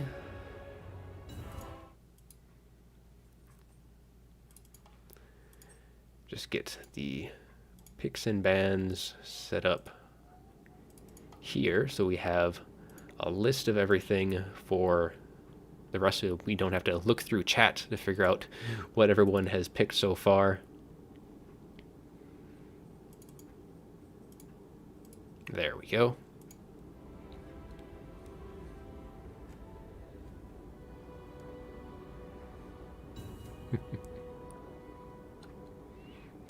Alright, both sides ready, so let's load on into the fight with Prussian Prince on Greenskins. Evenstar is going to be on his coast, so let's switch on over the scene as we load on in for our first game of the finals.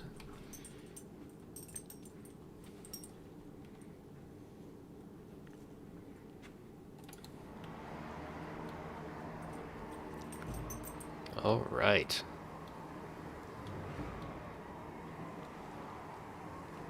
So a very open field. Can probably benefit coast a bit, though it is going to also allow the Greenskins to go a little wider, potentially get us some nice surrounds off on to the coast formation. But we'll see how things are going to be going on both sides. So let's go over the Greenskins first. We do have Grom the Paunch going to be rocking it in, only going to be bringing Language of the Boys to give that immune to psychology, and Lucky Banner himself to kind of prevent any too much sniping against him with that 40% damage resist. Melee attack is going to be nice to help deal with some of the larger targets, but otherwise his survivability is kind of paramount in that regard. We also have the Giant River Troll Hag going to be bringing Spirit Leech and Mither, and we have the Orc Shaman going to be bringing, looks like the Gaze of Mork, which is a nice little magic missile, and we have Fist of Orc, which imbues fire damage to help deal with Banshee, or Sirens. Banshees is counts, so Sirens to deal with them. Otherwise, there's going to be a very wide archer line. So we have Savage Orc Arrow Boys across that front line with some Orc Arrow Boys mixed in. We do have some Force Goblin Spider Rider archers to get a little bit of poison. We have the Rusty Arrows to help deal with any crabs to lower their armor, because they do have armor sundering and poison as well. And then for the front line, it is going to be Savage Orcs, just kind of help punch through the front line of the coast player and just kind of get into that gun line as quickly as possible. Now for the coast, we do have Luther Harkon is going to be up in the sky. He's going to, actually forgoing Hornswoggle here, he is just going to be bringing his base kit with on and Terrorgeist, which is is pretty strong in and of itself. We do have a Necrofex Colossus as well to provide a little bit of extra range damage coming in. We do have a nice little air squad here, as we have some deck droppers. I believe it is just the regular variant. I don't think any of those are the handgun units, so let's take a quick little look. A very heavy air force. They're going to be flying forward, providing as much firepower as they can, and allowing these two mortars in the back to fire in as long as they can. And a little interesting formation here with the one unit of zombie pirate deckhand mobs. One unit is going to be keeping both of these units safe here with how the formation is, and they shouldn't be obstructing the fire from these mortars. They should be able to fire freely. We also do have some animated hulks, not a pick you will often be seeing. And kind of a little interesting, because they do have, low leadership. They still is still undead, so they're not going to be routing or anything, but they will start crumbling fairly early on. Fairly low armor, only 35, but they do have armor piercing damage, and it just mass for the most part to help kind of slow down the Greenskins from coming in. Otherwise, it's going to be zombie pirate deckhand mobs for that front line, a couple of bombers, and some more pole arms in the rear. Going to be sitting in the rear, just going to be firing away, allowing the deck droppers to get as much fire as they can. Battle has started, so let's kind of zoom in on the engagements where it's going to be these deck droppers doing a lot of damage, but they are going to have to be very careful because of all these Savage Orc Arrow Boys. And this definitely is a build I have seen fairly often from Evenstar, but usually I actually see Queen Bess as well. But having all of these flyers is kind of hard to deal with, but all these archers definitely going to have the tools necessary to deal with them. Going to help easily screen them out, keep them away from the targets that they really want to whittle down, especially like Grom, the Giant River Troll Hag, and the Mither as well will help keep them in firing range for a little bit longer, though most of the shots probably going to want to avoid Luther Harkon as long as he isn't Mithered, because he's just going to be able to dodge most of all of the archer fire coming in. And yes, Papa the Palpatine, they do actually like that unit artillery formation there. Not something I've seen before, but definitely using only one unit of pole arms to protect both of the artillery models in something that isn't just a straight line definitely can be quite helpful. But the Necrofex Colossus is going to be starting to fire in on these Orc Arrow Boys, trying to get as much damage in as it can. It is a little bit far ahead, but pretty easy to kind of come in and out with that Necrofex, as I believe it does have Fire Swell moving as well, but when it is retreating, kind of just run back a little bit, fire forward, pretty interesting unit to be kiting with, kind of be firing enough. Yes, he is going to be far enough from, well, it's pretty much going to be if he turns and fires at any of these, because if he just allows Prince to circle around if he wants to, I'm not too concerned about white line. But if he kind of moves to prevent that from happening, then that becomes an issue. Otherwise, it's just kind of down to like map size. Otherwise, because if he doesn't pressure any of these backline units, I'm not too concerned in that regard. But at this point, Grom is getting a little too ahead of himself. Potentially, as a summon does come down from the zombie pirate deckhand mob, going to be providing some nice fire. He is trying to at least shut down the Necrofex for the time being. We do have the vampire fleet captain as well, with the drowned dead, I guess, and the invocation with Harkon up in the sky. And in the back line, though, those shots going to be coming in as Harkon does actually dive down on the Savage Orc Arrow Boys. He has been taking a little bit of damage. Of course, he does have regen on his Terrorgeist. All of the deck droppers going to be firing on in, and the mortars continuing to open up on the units that are coming. But the Savage Orcs have a very spread out formation, so those mortars not going to be as effective. Mortars mostly going to be more effective on the Rusty Errors. There is the AP Loonies as well, which I did miss from earlier on. And Grom was able to kind of pull out nice and easy there, was able to get a summon out from the coast here. But now actually the Necrofex Colossus not in a good spot. There is enough archers close by, especially I believe one of these is the Rusty Errors, and now that Necrofex is taking a ton of damage early on. Grom is going to be coming in back. We do have a summon Necrofex from the zombie pirate deckhand mobs trying to screen them out, but man, the Necrofex is taking a ton of damage right now as the Greenskins were able to really push forward, and now we have the Savage Orcs coming in on the flank here to kind of just try and work their way through these zombie pirate deckhand mobs, get into these two mortars, because once the front engagements are underway, the Savage Orcs do group up quite a bit. And in comes Harkon now, looking to try and get onto Grom, who is going to be getting a little bit surrounded now, as well as the animated Hulks coming in. Just a massive surround off onto Grom. Grom definitely wants to be getting out of here if he can. He does have his lucky banner popped, but in comes the Giant River Troll Hag as well, swinging away her bag of meat against that Vampire Fleet Captain. And with the Savage Orcs now coming in to the assistance, Luther Harkon now might be actually the one in the bad situation. Though it has allowed the Necrofex Colossus to get a little bit of breathing room, and all of these deck droppers are starting to get taking quite a bit of fire from all of the archers, who a few of them are starting to get pushed back, but for the most part, it is still pretty even as the coast player, Evenstar, is taking a little bit advantage in that balance of power, though now that these bombers are getting taken out of the fight, and though luckily the Necrofex is still alive and well, it does get a overcasted invocation down, trying to save those bombers, but it's a little too late to be saving them. And now at this point, Luther Harkon trying to just kind of push things back, flying with all of his deck droppers, as we do lose the Orc Shaman here for the Greenskins, and as Grom is also just kind of trying to run away from Luther, who's just kind of taking pot shots into him as he does retreat. Now Grom is going to be healing up, as is Luther Harkon, but Luther Harkon taking quite a bit of shots in the sky from all of these archers, and Grom's just going to be running away for as long as he possibly can. The Savage Orcs trying to kind of push through more and more, but unable to really break through the formation here, as these bombers have done quite a bit of good work, able to really eliminate the AP Loonies here. We do have a Mither going down on Luther Harkon, which is going to allow all of these ranged units, if they want to kind of just turn and fire straight up in the sky, as he is just at a standstill right now, only down to 26 speed, but so far there hasn't been a response just yet to kind of feel that. Yeah, Grom does get regen, so he is weak to fire. There's a whole lot of fire damage on the field. Bombers really ain't going to be able to do a whole lot of damage in that regard. But now Grom's trying to eliminate the healing and the spellcasting from the coast players. He does get a couple of good hits in, but in comes Luther Harkon as well, diving in, getting a hit off onto Grom as well, taking another big chomp off into that chariot. And Grom is actually going to end up routing right now.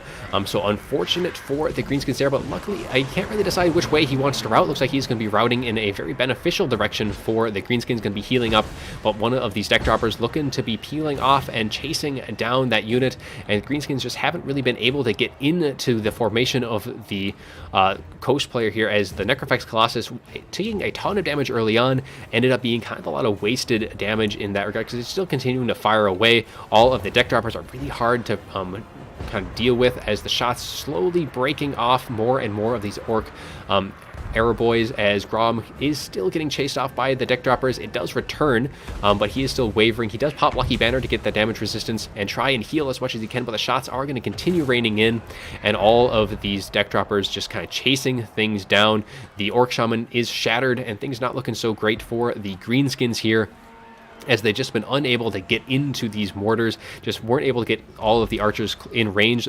The coach player did a good job of moving forward with summons and all of the other units, keeping all of those archers at bay, and the deck droppers have done a good job of screening things out as well.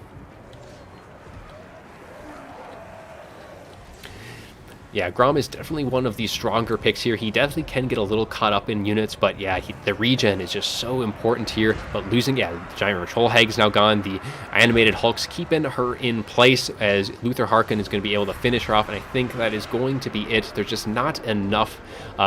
Like, Grom isn't going to be able to deal with Luther, the Necrofex, and the Vampire Fleet Captain all on his own, and there is still enough ammunition left on Luther Harkin to just finish off Grom, as too many of the archers as well kind of got peeled off. The deck droppers were able to stay alive, use up so much of their ammunition, and that is kind of one of the big things here, is the Air Force was just probably a little bit too much, and with the combination of the mortars able to clean up the archers, which the archers are pretty much there for the deck droppers, pretty much allowed them to really carry the day. Yeah, this matchup it's been Coast favored for quite a while. I think it's gotten a little bit better, but yeah, still you need to see Balance Power continuing to edge its way back, and Luther Harkin is going to be finishing off. Grom is getting a few hits off into Luther. He's just a little bit too low to be able to carry the day here, taking another hit, and that's going to be pushing army losses, and that is going to be our first match done. Coast does pull through and claims the first game. Now is going to be Evenstar's first pick. Now Coast is going to be off the field though for him, which is going to be probably a little bit of a good thing for Prince here. Doesn't have to worry about that pick at all. And it'll be a nice little interesting to see how the rest of the matches go. So we'll take a look at how things did here.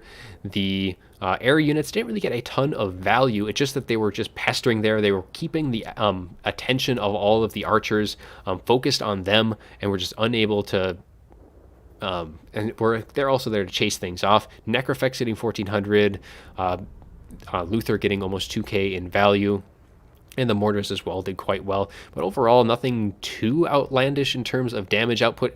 This one unit of zombie pirate bombers, though, were able to pretty much eliminate the 8-peak loonies.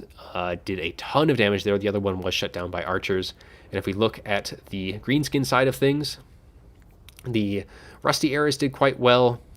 Other archers did okay. This unit of Savage Orcs did pretty good against that Necrofex, but otherwise they just weren't able to get the shots on the targets that they wanted to. And that was just pretty much how that ended up going. Coast did a very good job of keeping the archers away and focused on other things other than their front line. So let's switch on over to the between battle screen as we are for our next picks. And the next map as well is going to be Storm Demon. So a very open map, a little smaller deployment zones though. So it's going to be, for like super wide factions like Bretonnia, for example, it's going to be kind of restrict their deployment a little bit.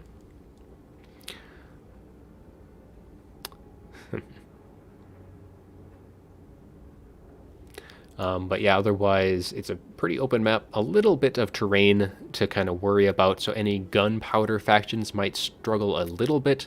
But otherwise, there's still plenty of open field on this particular map. Yeah, so Savage Orc Airboys are very much a glass cannon type of unit. They're good at clearing out like chaff and infantry and stuff like that, but they can take quite a bit of damage, especially if anything has magic damage, which there wasn't anything on the Coast roster that did. There's just that low armor in general, and once they get grouped up in melee, those mortars can actually start doing quite a bit of damage to them, and the shots from the deck droppers as well were able to punch through pretty effectively. So we have, for this next match though, we do have Evenstar going to be going with Dark Elves, and he's banning Wood Elves. So that does open up quite a few counters to Dark Elves, though Evenstar must be feeling pretty confident if he is leading with them. They still have quite a few counters. I mean, Coast itself, good against Dark Elves. I know Prince does play Coast time every now and again, but we'll see what he decides to go with. He leaning towards Bretonnia here. So we'll update the picks and bans real quick. So we have Dark Elves, and he is banning Wood Elves. And it's also an interesting Wood Elf ban. While it can be rather strong against Dark Elves, I think, using that ban now does prevent you from using it. Unless you do feel confident with winning as Dark Elves, then maybe that ban isn't necessarily too dangerous of a pick. But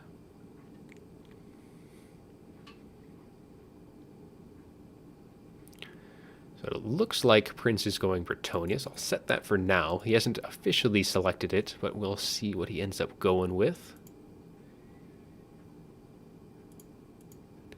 I know he has played this matchup quite a few times, and Bretonnia is favored against Dark Elves, so pair that with being one of his favorite factions to play. Definitely going to be fairly helpful.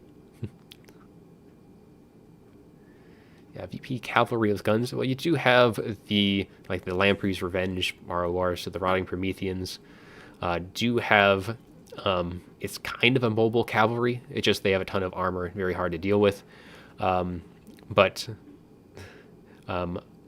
the Deck Droppers is pretty much their gun cav units, like a skirmish cav. It's just generally kind of harder to hit, though. It's a little bit, I guess, more comfortable against counter skirmish, but they still do fairly well.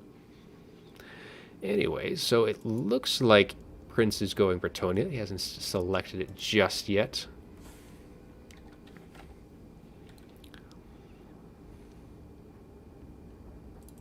We'll update Evenstar's picks and bans, though. He's going Dark Elves this match, and he did ban Wood Elves.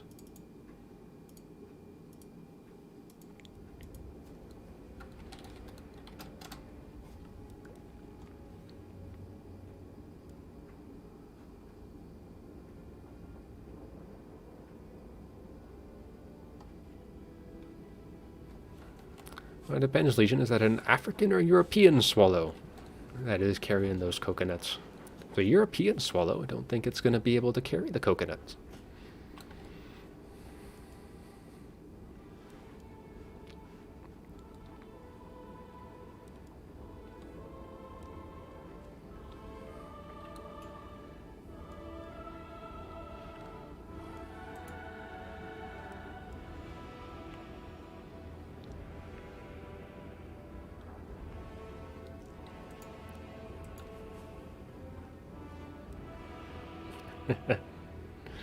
Good old Monty Python reference.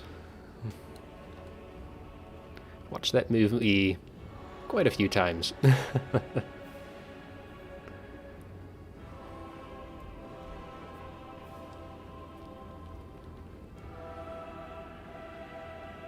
Greenskins get a little wyvern bomber. Or they don't even get the wyvern as a unit. You can only get it as a mount. Ooh, for 3? Well, for the ones that have been announced, I think Kislev for the ones that have been announced. For the ones I'm hoping for is Nagash. I want Nagash. I don't even care if he's going to be his own faction or not. I just want Nagash.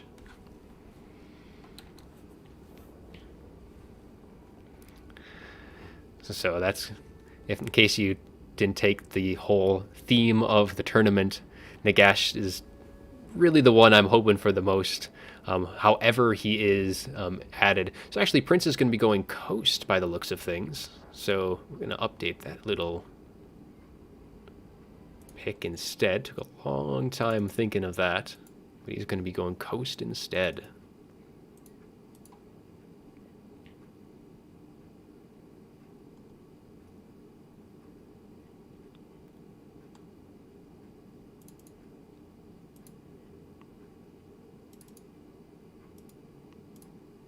All right.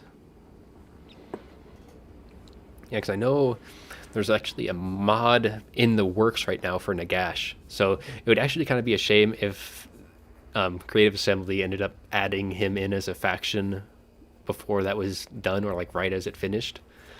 I think was it the Great Book of Grudges? I think has done some videos highlighting it. It's still a work in progress, so we can't actually use it just yet, but it looks like pretty interesting stuff there. It'd be nice to see him actually implemented into the game. And considering kind of his role in the, I guess, the end times, and just like kind of being one of the biggest antagonists of the Warhammer world, I think that definitely needs to be added at some point in some way. So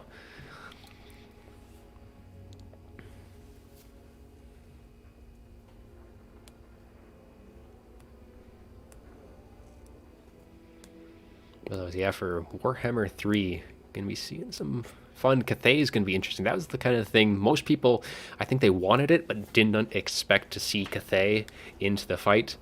Definitely good that they're expanding the map all the way out in that direction. I kind of thought that it would end just before it got to the deserts of Cathay. But yeah, having each of the demons, though, as its own faction, it's going to be a little interesting to see if the units or if the armies have enough depth.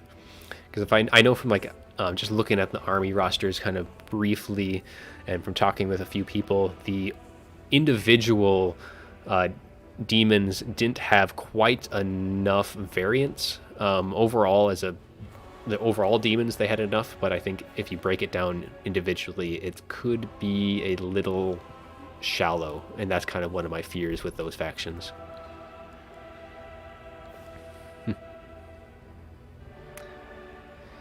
Yeah, you may finish off Nagash, or you think you finish off Nagash, but Nagash will be back in some form or another, either by his own designs or the designs of others.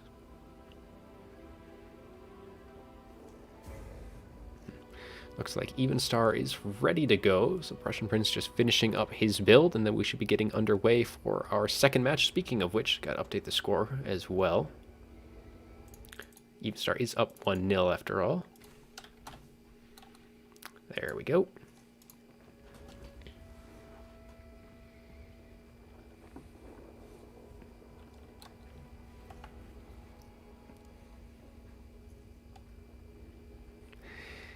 Yes, Skaven, well, did they kill Nagash? They gave the Nehekarans, or especially a specific Nehecaran, the sword necessarily to deal with Nagash. The warpstone sword or whatever, pure warpstone was used. But they did not finish Nagash off completely there. He did come back. It only took time. And in the end, the Skaven did what Skaven did, is they ransacked his home.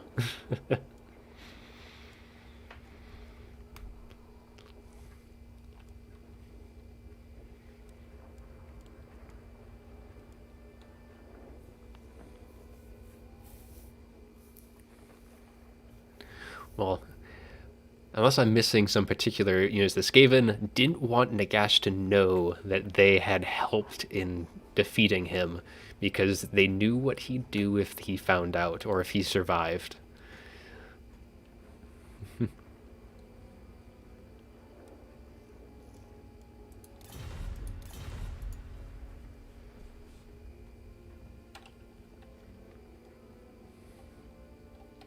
All right. Pups have been so great today. Nice and relaxed.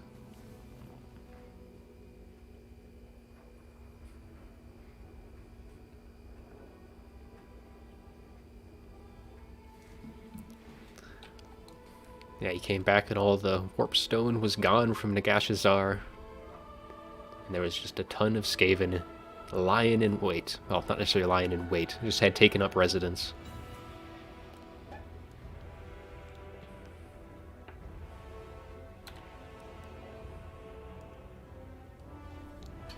So yeah, back to this particular matchup for Coast versus Dark Elves. Definitely before the last DLC, it was pretty heavily favored with Coast. It got a little bit better, but I still think it's pretty Coast favored. Just the range, they have so many things to deal with. Like the tightly formation of the Dark Elves makes it pretty hard for the Dark Elves to advance quickly enough. They do have quite a bit of cheap mobility, which is definitely a plus against coast. But yeah, it's going to be a little interesting. And the armor-piercing missile fire against like Harkon or any of the lords in particular does help.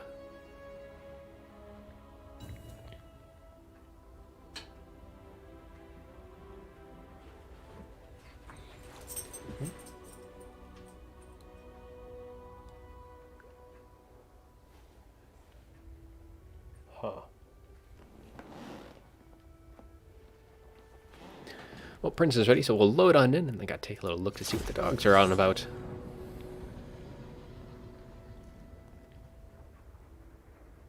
Alright, loading on in. Be right back.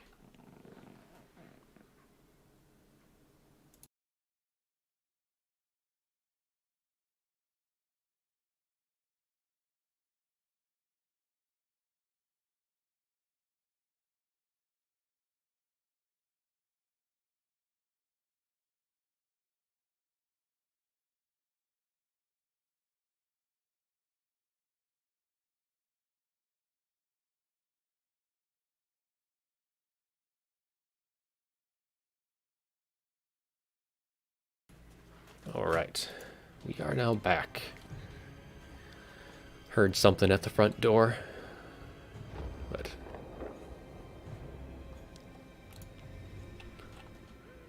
Alright, looks like both sides are loading on in. Well, yeah, in lore, it's like there's no like actual way to finish off the Skaven. It's just like anyone who's tried to attack Skaven Blight has just like completely failed miserably. Alright, anyways, for the army of the Vampire Coast, led by Prussian Prince, we have a front line. It's going to be zombie pirate deckhand mobs with some pole arms as well. Otherwise, we're going to have 3 bombers. We have a selection of handguns as well. So we have 5 handguns in total. We have a couple of scurvy dogs to kind of keep things at bay, and a couple of Morghuls as well, which do have stock, which can provide a nice little bit of rear support. And there is going to be 1 unit of mortars, and for the map, mortars are pretty good because there's definitely places for them to hide and keep away from the bolt throwers. The question is, at this range, at the extreme range of the bolt throwers, the arc of fire can probably get over these hills, so it's going to have to try and get a little bit forward. In that, but they still have, I believe they have the range advantage. We look at the, so 380 versus 350. So not a whole lot of big range difference, but enough to get a few shots in before return fire starts coming in. We have Luther Harkon going to be coming in. He does have no Hornswoggle. We do have a Vampire Fleet Captain of Vampires bringing Raised Dead and Invocation. Otherwise, that's pretty much going to be it. Tons of handguns, a couple of bombers, and a mortar. So pretty standard stuff, I guess, for the coast. Nothing too crazy in one way or the other. For the Dark Elves, on the other hand, we have Dread Spears, Bleak Swords for that front line. Going to be stretching all the way across the deployment zone. We do have some Black Art Corsairs with handbows, some Dark Shards as well for some armor piercing. We don't see any Witch Elves, but we do have trio of Reaper Bolt Throwers as well to help deal with artillery. We do have a Flying Master as well. Going to be bringing Potion of Strength to help kind of, at least in a particular engagement, help kind of push through. We have a Supreme Sorceress of Fire, which is pretty common up in the air as well. Can bring Fireball, and Burning Head helps snipe out those artillery pieces. So those mortars, their good thing is they're cheap, so if you bring them and Dark Elves don't have counter for them, it can provide a lot of value, but if they do have a counter to them, it's not the end of the world. We do have a couple of Dark Riders as well on this flank, and I believe there are a couple as well, so 4 total Dark Riders. Otherwise, going very wide for that front line, and hopefully it's enough to kind of push through. And here is that Fireball arcing its way, looking to be targeting that mortar crew. And I think the Morgul's trying to kind of screen that out, though it does connect. Actually, I'm not sure what it hit. I think it might have just hit the ground because no damage is really done to the mortars here. I think it just landed right before it. Unfortunate cast there. Usually it either goes too high, but no connection marked on that side. No, I am not married, Val. I don't know how to pronounce your name. But yeah, no, I am not. I just live with 2 dogs, and that is it.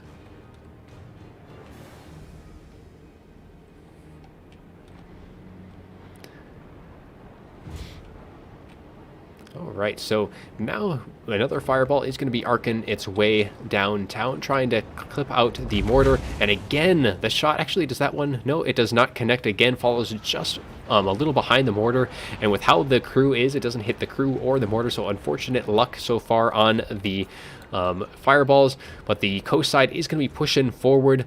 Seeing just how many Reaper bolt throwers there are, they're just going to have to push forward here because they don't want to be taking too much damage, because everything right now, the Reaper bolt throwers are just going to clear out as much of the HP as possible from all of these zombies, because they are firing in that spread shot and are going to be waiting for that Supreme Sorceress to deal with the mortars. There are some of the scurvy dogs being forgotten in the rear. Unfortunately, they should be hopefully coming back, but that one shot does connect this time, as it does take out one of the artillery pieces, now down to just 2. But yeah, the coast definitely taking a ton of fire on the approach. These bombers are getting low in terms of leadership, but they still have quite a bit of HP left. And here is going to be a nice juicy burning head if Prince is unable to dodge it, and it does look like he is able to dodge the worst of the shot, but will he dodge the rest? That is, it continues on its path, looking to be arcing its way towards the other bombers, and he does look to be splitting his formation as the fireball does pass harmlessly through most of his units. At this point so far, the Dark Elves have been this nice wide formation as well, is quite helpful, because it makes it harder for all of the units on the coast side to really shut down everything. But unfortunately for Prince, his scurvy dogs are going to be getting chomped down on by these Dark Riders, being forgotten. However, some of his units are going to be taking a ton of damage from the crossfire from these handgun units as they try and shut down the handguns. And the bomber is going to be taking quite a bit, but they are able to break at least one of the bleak swords. Then that burning head, though, is able to completely roast one of the handgun units, as it does completely disintegrate. And those scurvy dogs in the rear getting completely taken out by these 2 Dark Riders, and they are going to be swinging around to the other forgotten unit, not waiting for Prince to remember them, going to make sure they are dealt with here and now. However, that Master is taking quite a bit of beating, as Harkon is in hot pursuit. He does have the Dark Shards, though, can be able to fire up on him, but some of the zombie Pyrodecta mobs are able to put a little bit of pressure on, and a summon coming in is also going to be providing a little bit of pressure, forcing them back. And Luther just relentless in his pursuit of the Master. Now he's going to switch his attention, though, to the Supreme Sorceress, as another burning head looking to be going through these bombers. He does look like he rotates the formation, and it might actually do a bit more friendly damage here as it goes through those bleak swords. Handguns on the hill getting chased down now by the bleak swords. So both sides a little too early to tell what is going to be happening. Unfortunately, both of the scurvy dogs do get completely taken out of the fight. So that is unfortunate for the Vampire Coast here. They really would have liked them to be in this backline here, putting pressure on the revolt throwers and on to the Dark Shards in general. But unfortunately, that is not going to be the case. And now Prince is going to be losing his Vampire Fleet Captain, as the Master is going to be hunting him, and as well as a Fireball looking to be arcing its way from the Supreme Sorceress. And Luther Harkon, seeing how dangerous this is right now, is going to be trying to arc his way in, but it looks like the Vampire Fleet Captain takes a little bit of a crossfire, but Luther does come back just in the nick of time and should be able to actually finish off the Master here with another attack, and that's exactly what he does. And now his attention will probably be on that Supreme Sorcerer of Fire, trying to shut her down, making sure she isn't going to be casting any more magic. But as long as she stays over all these Dark Shards, will provide a good deterrent for Luther Harkon. But now the Morngulls are going to have to provide the role that the Scurvy Dogs would have been doing, trying to get into all these range units, and are shutting down some of them. But now the Dark Riders are coming back to the fold, coming in, getting some nice recharges in the Zombie Pirate handguns, as most of the handgun units are being shut down. But Luther Harkon is in hot pursuit of the Supreme Sorcerer of Fire, and I think at this point he should be able to completely finish her off, though she does get a very nice charge and attack in on the Vampire Fleet Captain, though it is returned in kind with a nice little hit back, as the Supreme Sorceress is going to be routed off the field, and Luther is getting fairly low, might be needing a Nehek or two to kind of help top things off. He does have innate regen, but all of these bolt throwers now switching to their single fire are going to be targeting Luther Harkon, as well as all these Dark Shards. Still have quite a bit of ammunition. The Morngulls can only do so much in hunting them down, can only shut down so many models, especially with only one of them in that backline. The rest of the forces are able to kind of push back the Dark Riders a bit.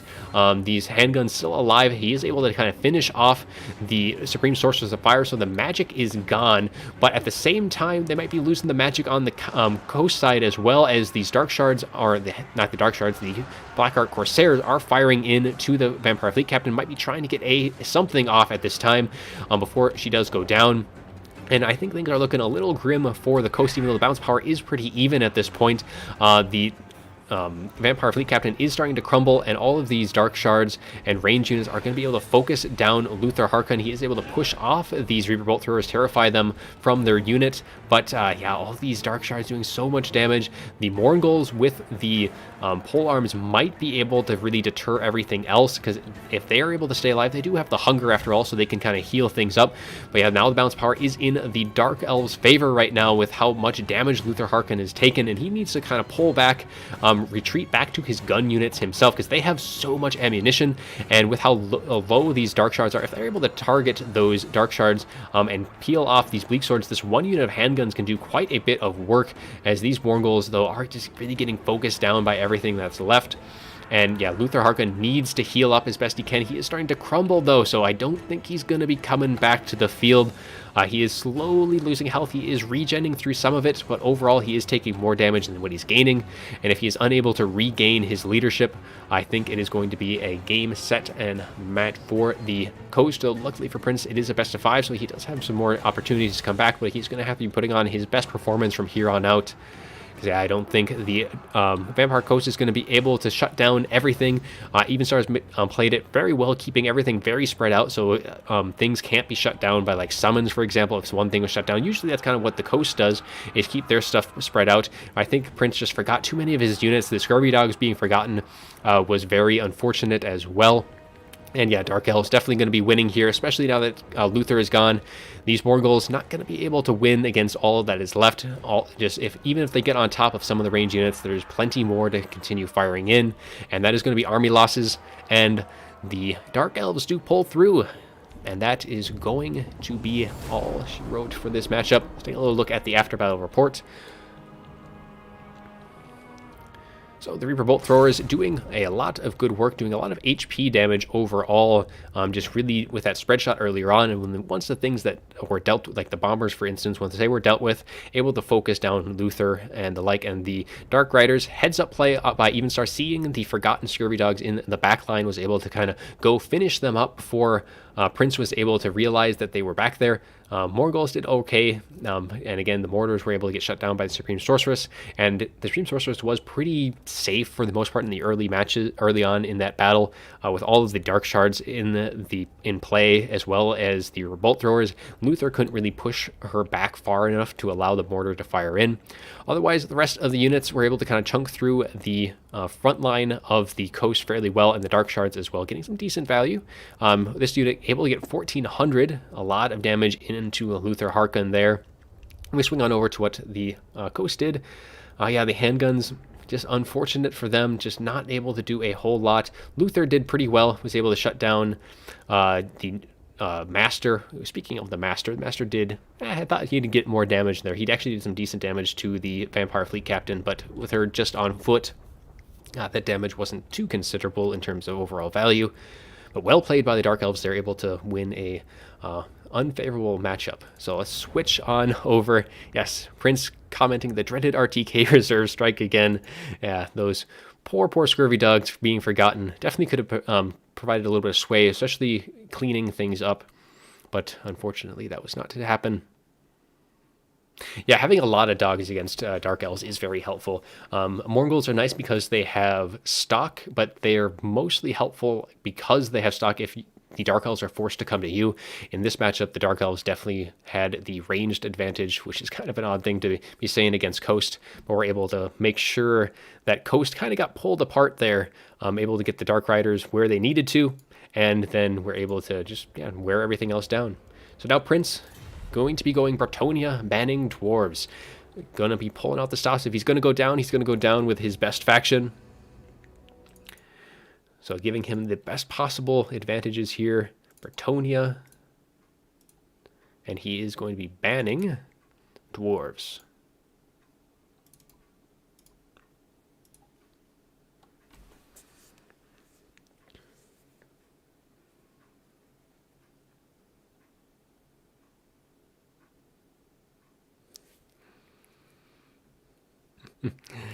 Yeah, forgetting 2 dogs would be better than forgetting 4. But oh, map as well. The map is going to be Plains of the Dead.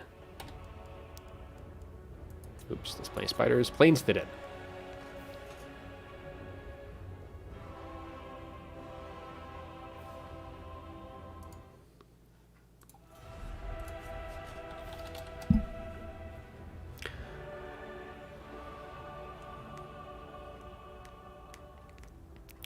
Yeah, Morgul's are slow, but having it, I think at least one of them is helpful because it'll definitely help in that front line. But yeah, they can get picked apart pretty easily. I still think having at least one is nice to have. But yeah, having the quick mobility for the Survey Dogs, able to shut down, because if they get onto Reaper Bolt Throwers, they like kill them super fast.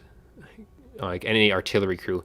Looks like Evenstar is going to be going Greenskins, so we're probably maybe seeing a repeat of the last build here. See if he goes with something similar. Otherwise, we might be seeing a little mix-up because he probably pretty sure that Prussian would have seen his last build.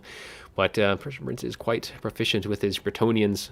So we'll update the picks as well because he is going to be going Greenskins. He did quite well last time. See if he can repeat the performance. Let's update the score as well. It's just now 2-0 going into match point.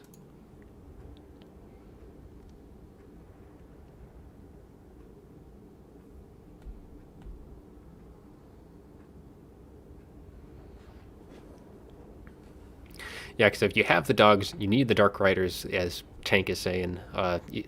The Dark Riders would be pretty much forced to acknowledge the dogs, and if the dogs are keeping the Dark Riders occupied, that means the handguns are going to be free to fire, because that was one thing that definitely happened in the last match, is once the Dark Riders finished off the dogs, he had two of them finishing off the dogs, and then the other two were pretty much harassing the handgunners, so the handgunners couldn't really help with anything else, and it was all down to Luther to try and win against the Master and the Supreme Sorceress. But yeah, it was still really well played by Evenstar there. Definitely did what he had to do, even if there were some tactical reserves on the field.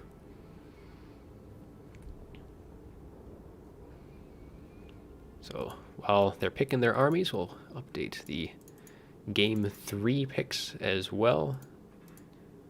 Banning Dawi. And then we have Greenskins on the other side.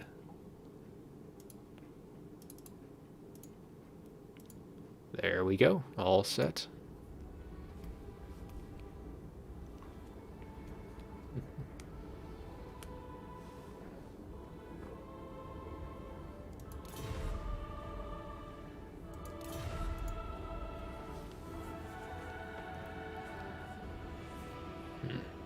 Yeah, the question's going to be, is Evenstar going to switch up his build or not? This is kind of where some of that mind games comes into play a little bit. You know that your opponent has seen your last build, but do you switch it or do you just stick with it and see if the other side expects you to switch it, or it's kind of the, will they do it, will they not, will they think I'm going to switch?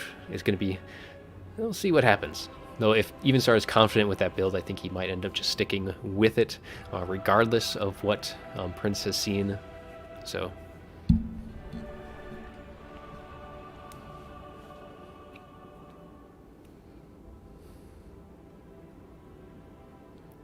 yeah, the map, nothing too ridiculous on here that'll affect either side.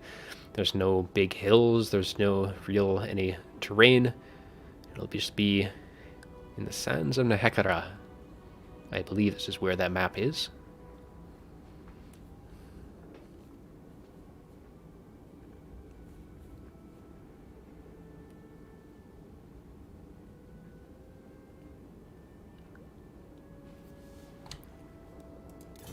Alright, Evenstar is ready to go. Just waiting on Prince now.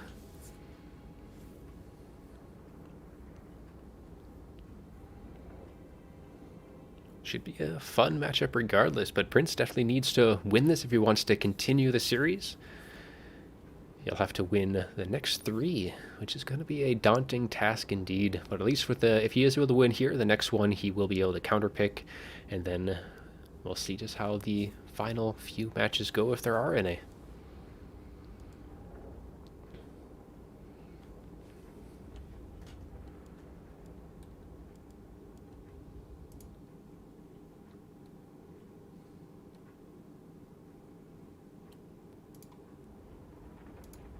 All right, everything looking good.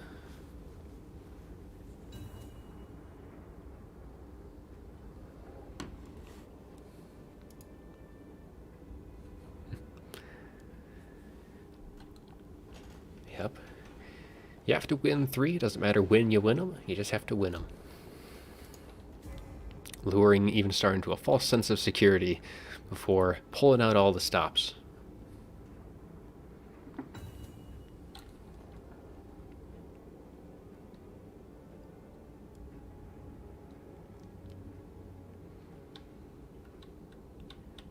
Alright. Otherwise, this so far everything's been going pretty quickly so far. Haven't had any super long games yet. Everything's been pretty quick. I think that last one may have been the longest match we've had so far. Quite the scrap indeed.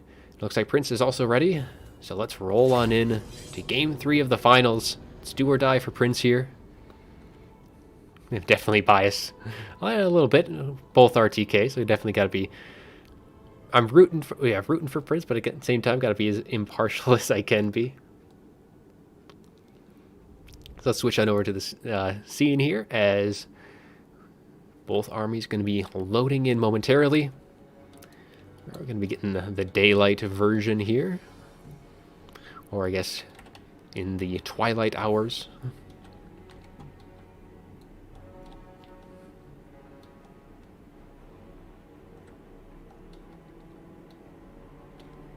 Little rolling hills, but otherwise both sides don't have any real direct fire units. And for the Bretonnians, it is going to be King Lewin once again, going to be up in the skies. He is going to be bringing the Sword of Corone and just the ladies champion.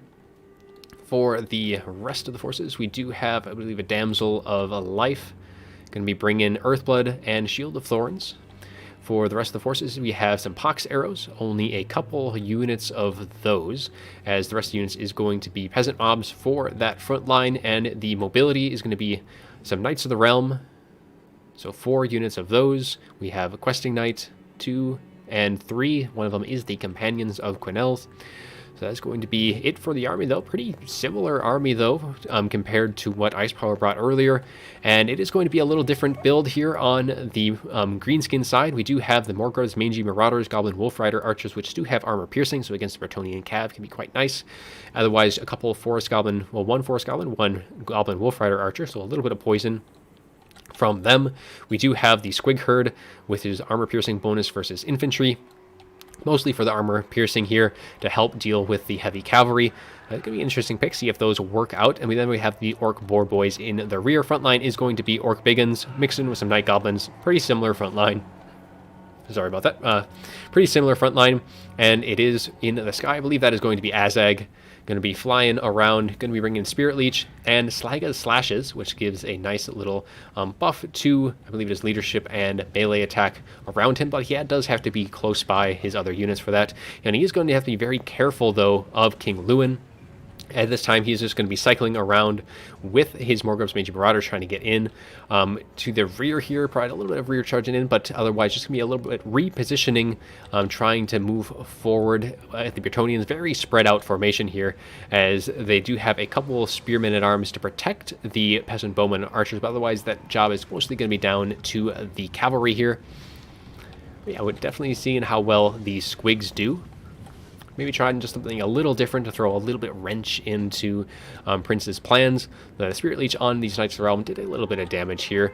Otherwise, just going to be slowly cycling overhead, looking to actually overload this flank by the looks of things, as the Squig Herd avoiding where the rest of the Bretonnian Cav is going. So the Bretonnian Cav is cycling around the Bretonnians' left flank, and then the rest of the Greenskins are trying to force into the right flank of the Bretonnians here, trying to get around into those Peasant Archers and just pretty much break this flank here, while the rest of the Bretonnian Cav is pretty much chasing the tail of their formation. And at this point, King Lewin is just keeping Azag at bay. Azag definitely needs to be very, very careful against King Lewin. Yes, the Hopping Tomatoes.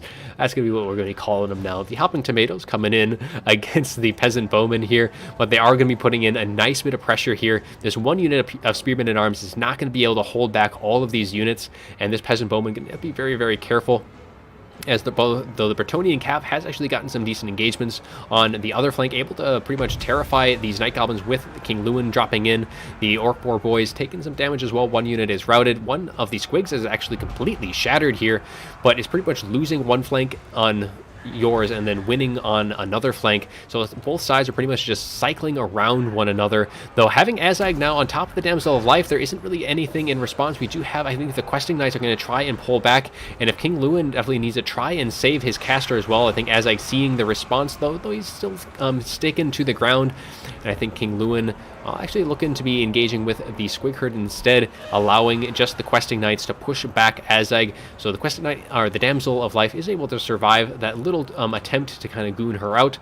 A little unlucky on the attacks by the Greenskins, with the Greenskins definitely getting pushed back on their mobility core for the most part, as the Bretonnians now kind of grouping into the center, as like once again trying to get on top of the Damsel of Life. Spirit Leech is going down, but King Lewin is now coming in response. The wall also is going off though for the Greenskins, probably a little bit of extra stopping power, though now King Lewin definitely doing quite well in this engagement. This is exactly what probably the Evenstar did not want to see. He didn't want to see King Lewin back again, maybe thinking he'd go for more of a Fey Blob, seeing what he had done last time, and having Azag to kind of deal with her, but instead it is going to be King Lewin. He is doing quite a bit of good work against Azag. Things looking pretty good for Bretonnia, though it is not over yet, as the his archers, though, are getting pushed off, and is pretty much down to his mobility and his lord, but once he deals with Azag, that is going to be very helpful. He is wavering, and he does finally rout, and King Lewin should be able to make sure that he finishes them off. He does get another couple hits in and finishes off Azag. Azag does go down, and with that, balance power pretty heavily in the Bretonnians' favor, as these peasant bowmen still alive and well can turn and fire into these Orbiggans, and now the mobility of the Bretonnians going to have quite the advantage here, as some of the units like these Orbiggans are pretty out of position right now. These Night Goblins as well. Most of the fast movers, the Squigs, the Orc Boar Boys are all pushed back. Still has the Mortarchs, Mangy Marauders, the Force Goblins, but they're not going to be able to really deal with King Lewin and all of the heavy cavalry of the Bretonnians at this point. And I'm pretty sure the Bretonnians going to be able to carry this here. Pretty much the Greenskins don't have anything to deal with King Lewin. Maybe if he gets fully surrounded by an Orc War Boys, but there's just so much support for the Bretonnians at this point, and all of the infantry support for the Greenskins is pretty out of position right now. Even if the Bretonnians wanted to, could just peel off a couple of cav units and deal with them, but I think they're just going to focus on dealing with what is around King Lewin, and Evenstar sees King Lewin is pretty much unkillable at that point, and he is going to withdraw. So our Prussian Prince going to be taking a match here, as he does even out the score, or not even out the score, he does bring it a little bit closer back to even, so it's now 1-2 in Evenstar's favor. So take a little look at the after battle report. King Lewin, only 1,000 in value. He was able to get some good hits off onto Azag the Slaughterer, who got equal value, but just the fact that King Lewin was there at the end, he had regen, he had the support of his spellcasters, and still had quite a bit of cavalry left. He may have forgotten these Knights of the Realm. I don't know where they were, because they got 0 damage, 0 value, and took 0 damage. So there may have been some more tactical reserves in that fight. Didn't see them off, and maybe they were just chasing some units down and never really got engaged. Otherwise, the rest of the units did quite well. Definitely able to win against those Squigs. Squigs, maybe an interesting idea, just didn't work out in the end. I think definitely maybe expecting the Fae to be on the field this time round, seeing what he had done last time, just ended up not working out so well for Evenstar, as Prussian Prince did have all the tools necessary to carry the day. Otherwise, yeah, it was pretty much all the cavalry that really won it for Prince here. So switch on back to the main screen, as now we are in game 4. So it is going to be Evenstar's pick. Yeah, because it was pretty much this, like, Prince brought pretty much the same build that Ice Power brought. There wasn't too much differences. Like, it was like there's, I think, 2 less peasant bowmen, a little bit heavier in the cav department, but overall it was pretty much the same, so it probably would have been a pretty similar story. Yep, Killer Tomatoes did not perform as well as Evenstar had hoped, unfortunately. And next map is going to be Galbaraz.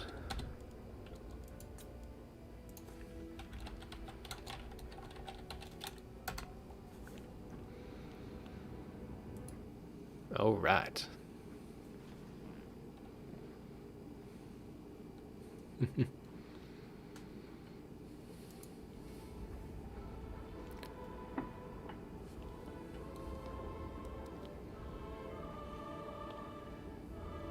All right. Just waiting on Evenstar's picks for the next map, or next matchup. He cannot go Coast, Dark Elves, or Greenskins. He has already gone those. He still has Tomb Kings. He has Counts left. Although Counts, not enough has been played on Prince's side to really eliminate enough of its counters.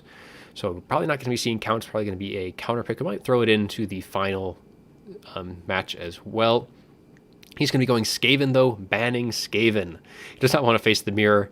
We'll see if that works out. It does leave a few other matchups open, though we'll see what happens there. So we are going to be seeing Skaven, and he is going to be banning Skaven. Not often you see factions banning their mirrors, but when a faction is strong enough, sometimes the mirror is the best counter to them.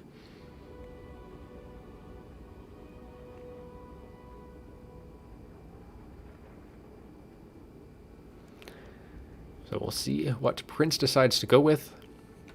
And Beastmen is open, though they've been having some decent luck against Beastmen recently, or at least in matchups that I've been playing in. I'm not going to be spoiling any builds in that department, but they have some options here.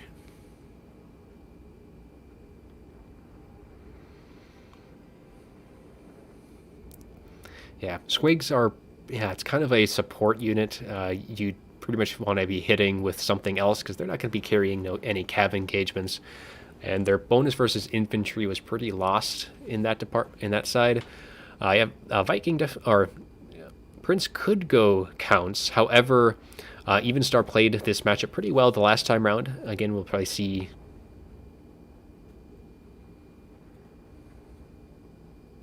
Nope, I'm not saying no builds here, Honey Nut. I'm not gonna be spoiling anything on what I've been using for Skaven. I've started playing Skaven, not yeah.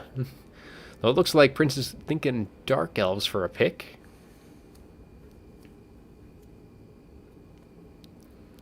Yeah. The days when Satsuma wants the old WoW back.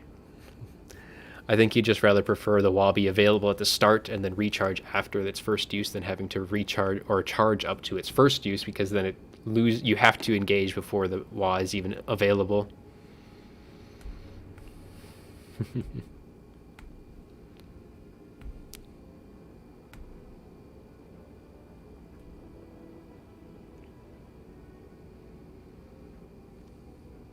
Oh, I was for that build. I was talking about Skaven against Beastmen. I have a build to use, not as Beastmen into Skaven, though.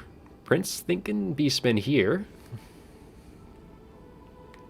Though we did see a very fun in the last qualifier. I think the green one used it. It was like a bunch of squigs, nasty skulkers against the dwarves, and it pretty much was that, just a complete surround and collapse on the dwarven formation. But yeah, you just couldn't get the wall off before a good amount of them took a lot of damage.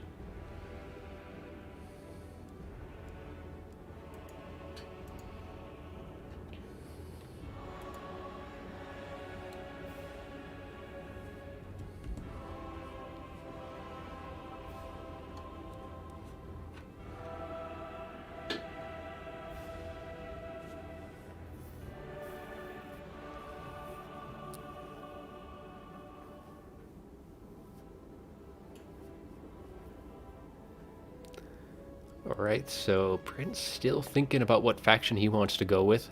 I've seen him looking through Dark Elves and Beastmen.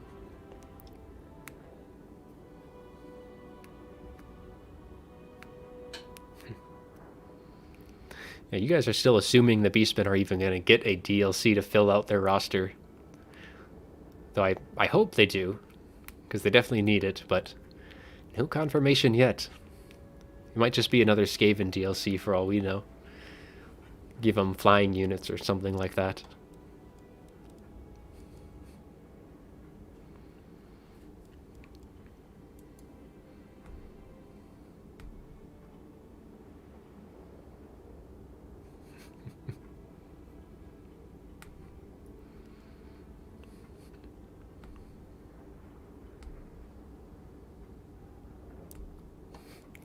Yeah, big if.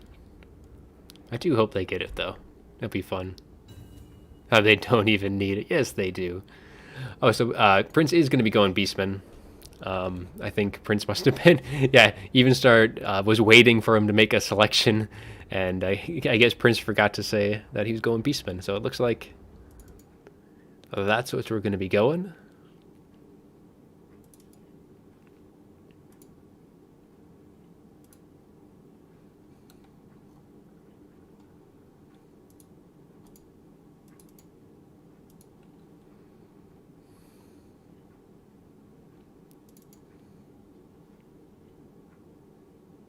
Map-wide poison wind. Flying poison wind like rats. I don't think they have any flying units, but...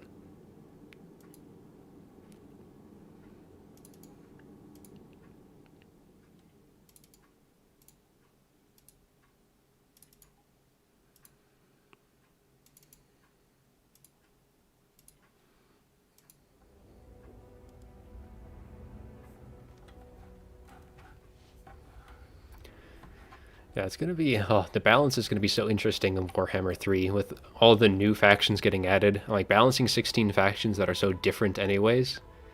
Like, and there's... yeah, as much as you might not like to say, there's definitely been a power creep for factions. Just that's just how the DLCs have been. There have been like a highlight unit or two or more that just... the factions that get the DLC are usually end up on top. That happened with the Greenskins, not so much High Elves, but...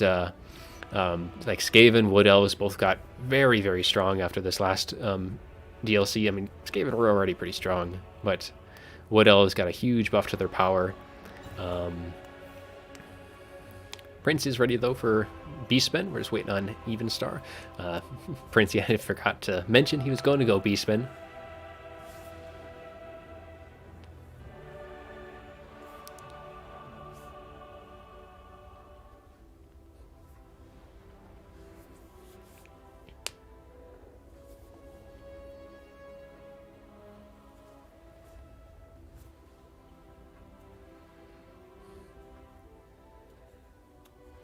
Yeah, High Elves just couldn't catch a break there.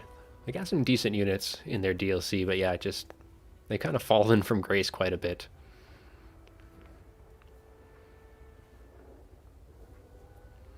Definitely do not see them quite as often. I know Prince definitely used to play High Elves quite a bit, so he's probably not so happy about that, seeing the High Elves take quite a bit of that nerf. Who cares about the pointy ears? Yeah, the elves all get enough love. Though dark elves also need a little bit of help too right now.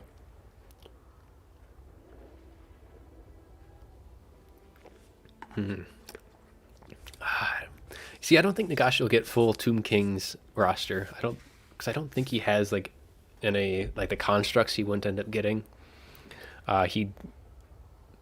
He'd probably have like some units of like Tomb Guard or something like that. Different monstrous units, because I don't... because he might get some vampire units. But yeah, it'd be interesting to see what he ends up with. It'd be like a hybrid between the two, I think, is what it would end up being.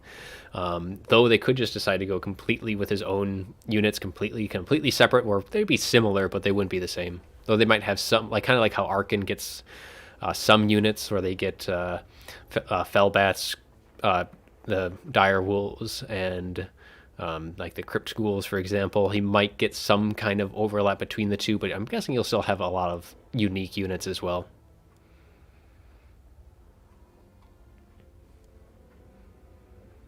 Oof, that would be undead Shaggoths. That'd be fun. They should add dragons though for counts. They have them for mounts. They should have them as a unit.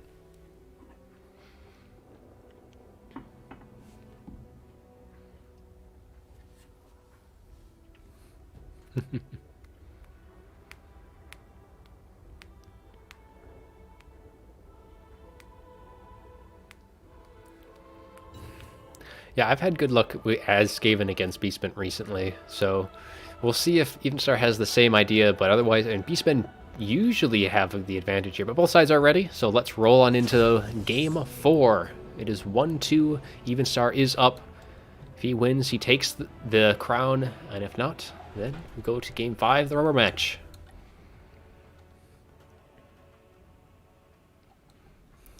His army ability is resurrect all dead units on the field. Like Ushabti Summon on steroids. So let's switch on over to the main scene.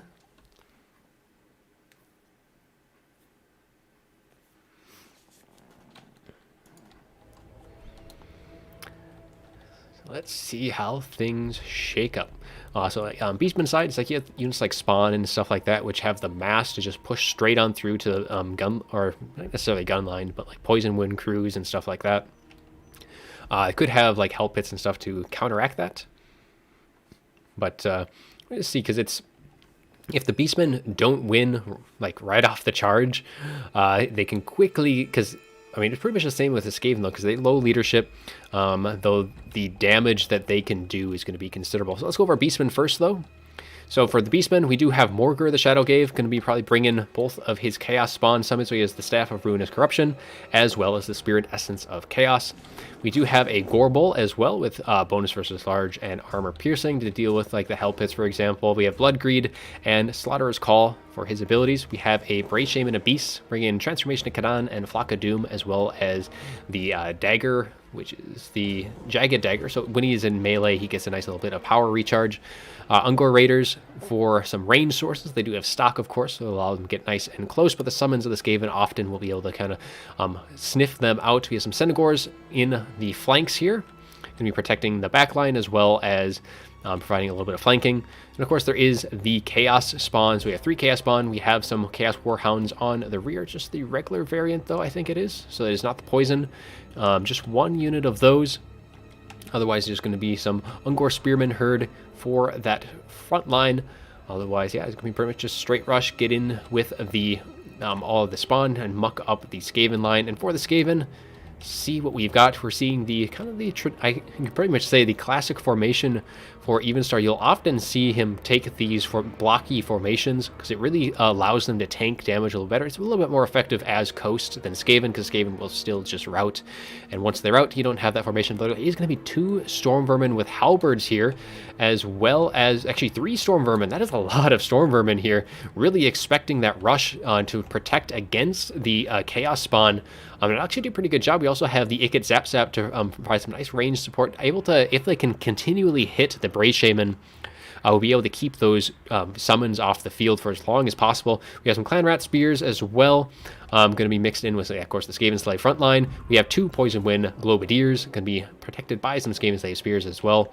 But for the Lord and Heroes, we do have the Assassin, going to be bringing the Assassin's Trophy, no rival hide. We have 2 Brood Horrors, and we have Ikit Claw, going to be coming in with Howling Warp Gale. Interesting, actually, it's not such a bad idea.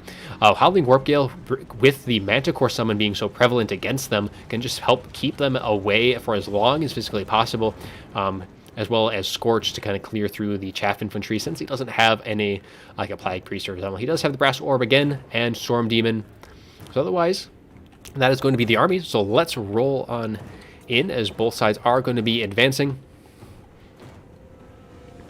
So it's pretty much at this point, can the Beastmen get in? Because, again, it's going to be very similar play as the last time. He's going to have the Ikit Zap Zap off in the distance, going to be fighting some brains firepower, as the Ikit Claw, as both of the Brood Horrors just try and cycle in on the front line, trying to keep things away. Like the Ikit Zap Zap also very nice in case there is a Cygor, help keeping that at bay. And a nice little delay here. Ikit charges in at just the right time to stop the Ungor Spearman herd from moving forward, as he's going to drop another Brass Orb, just like he did in the last match. But he is getting a little caught up right now by all of these Centaurs collapsing in on Ikit. Brood Horror is going to be coming into the rescue. Other one does get a little caught out as well by the Chaos Spawn, trying to shut down the Brave Shaman.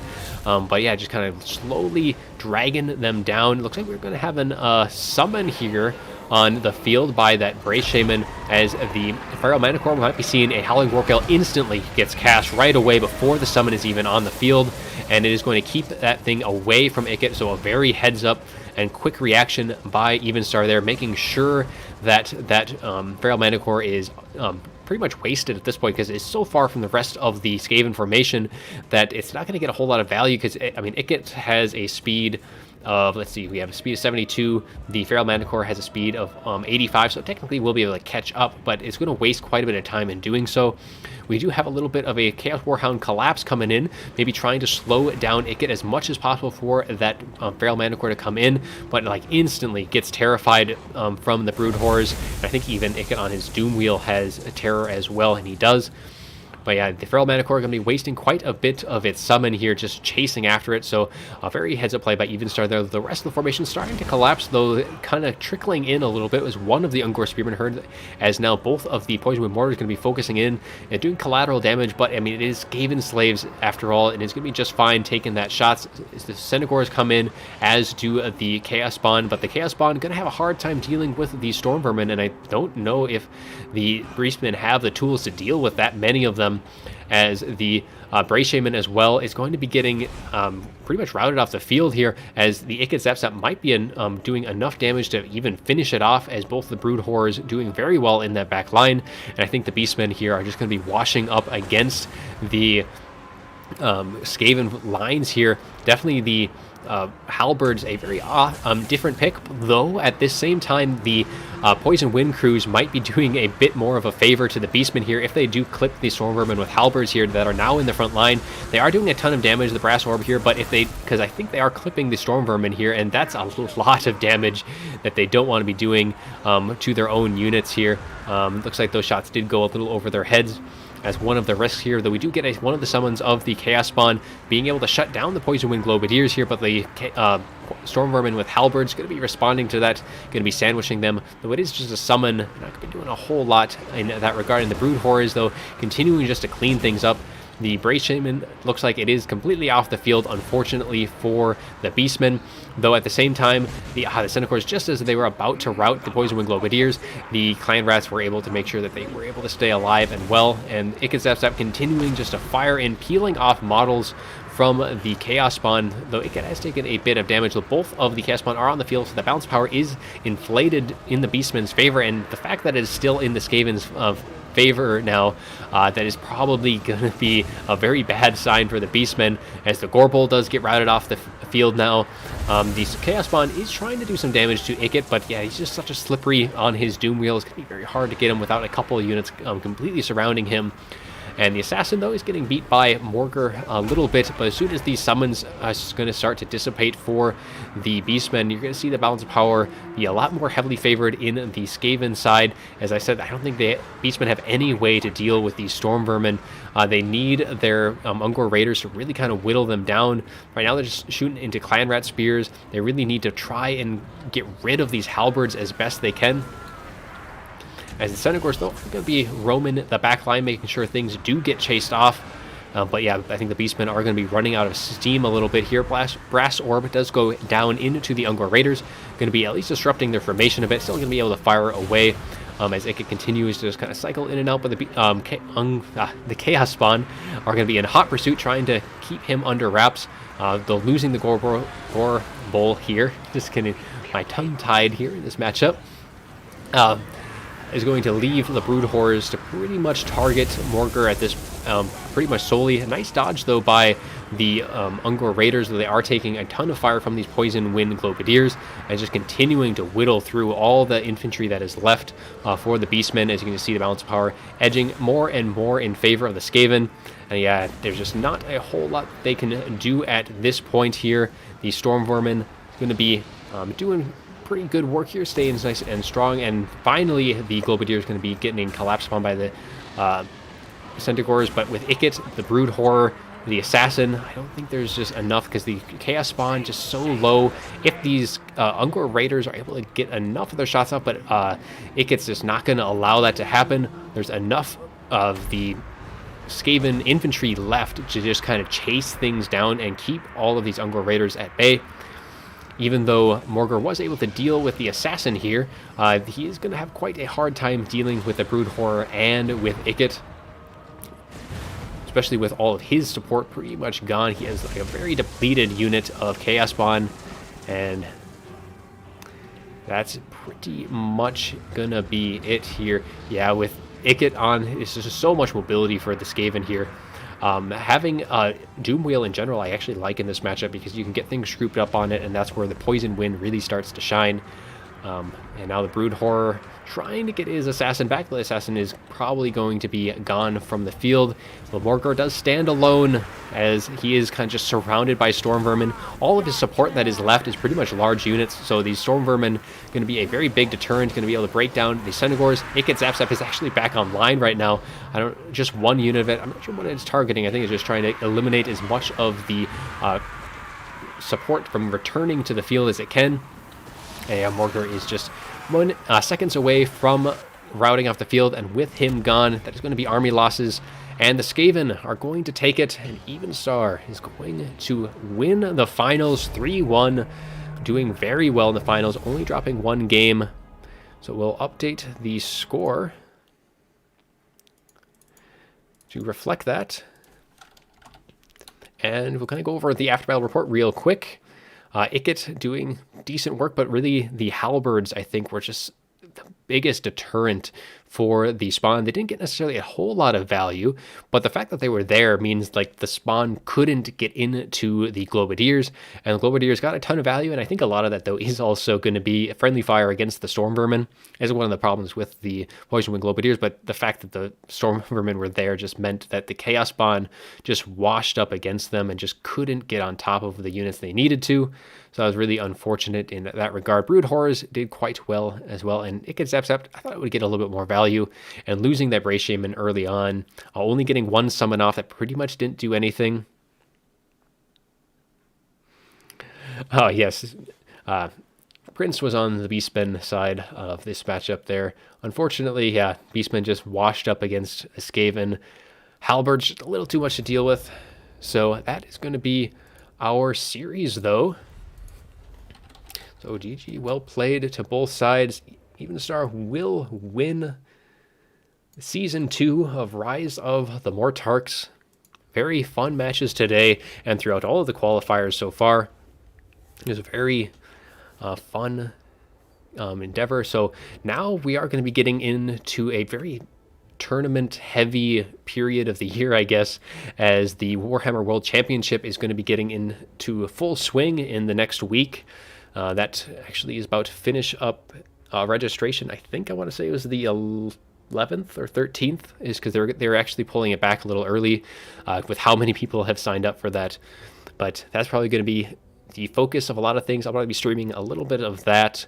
But otherwise, so Season 3 for Rise of the Mortarchs, I don't know when that's going to be returning. I know CA has mentioned there's going to be another DLC, but that's probably going to be a little ways off. We might be able to squeeze in another season before then. But otherwise, I think we're going to take a little bit of breather while all of the World Championship is going on, covering that and all that. But otherwise, great games so far for today. Looks like that is going to be all I have for you today. I don't think there's anything else to really touch up on, unless anyone else has any closing comments. I think we're going to wrap things up for the stream. I'll get in contact with both of our finalists for their prizes, and that is going to be all I have. So, unless something pops up soon, we are going to be closing out. I want to thank you all for joining, and if you did enjoy, feel free to like and subscribe. It definitely helps out the channel.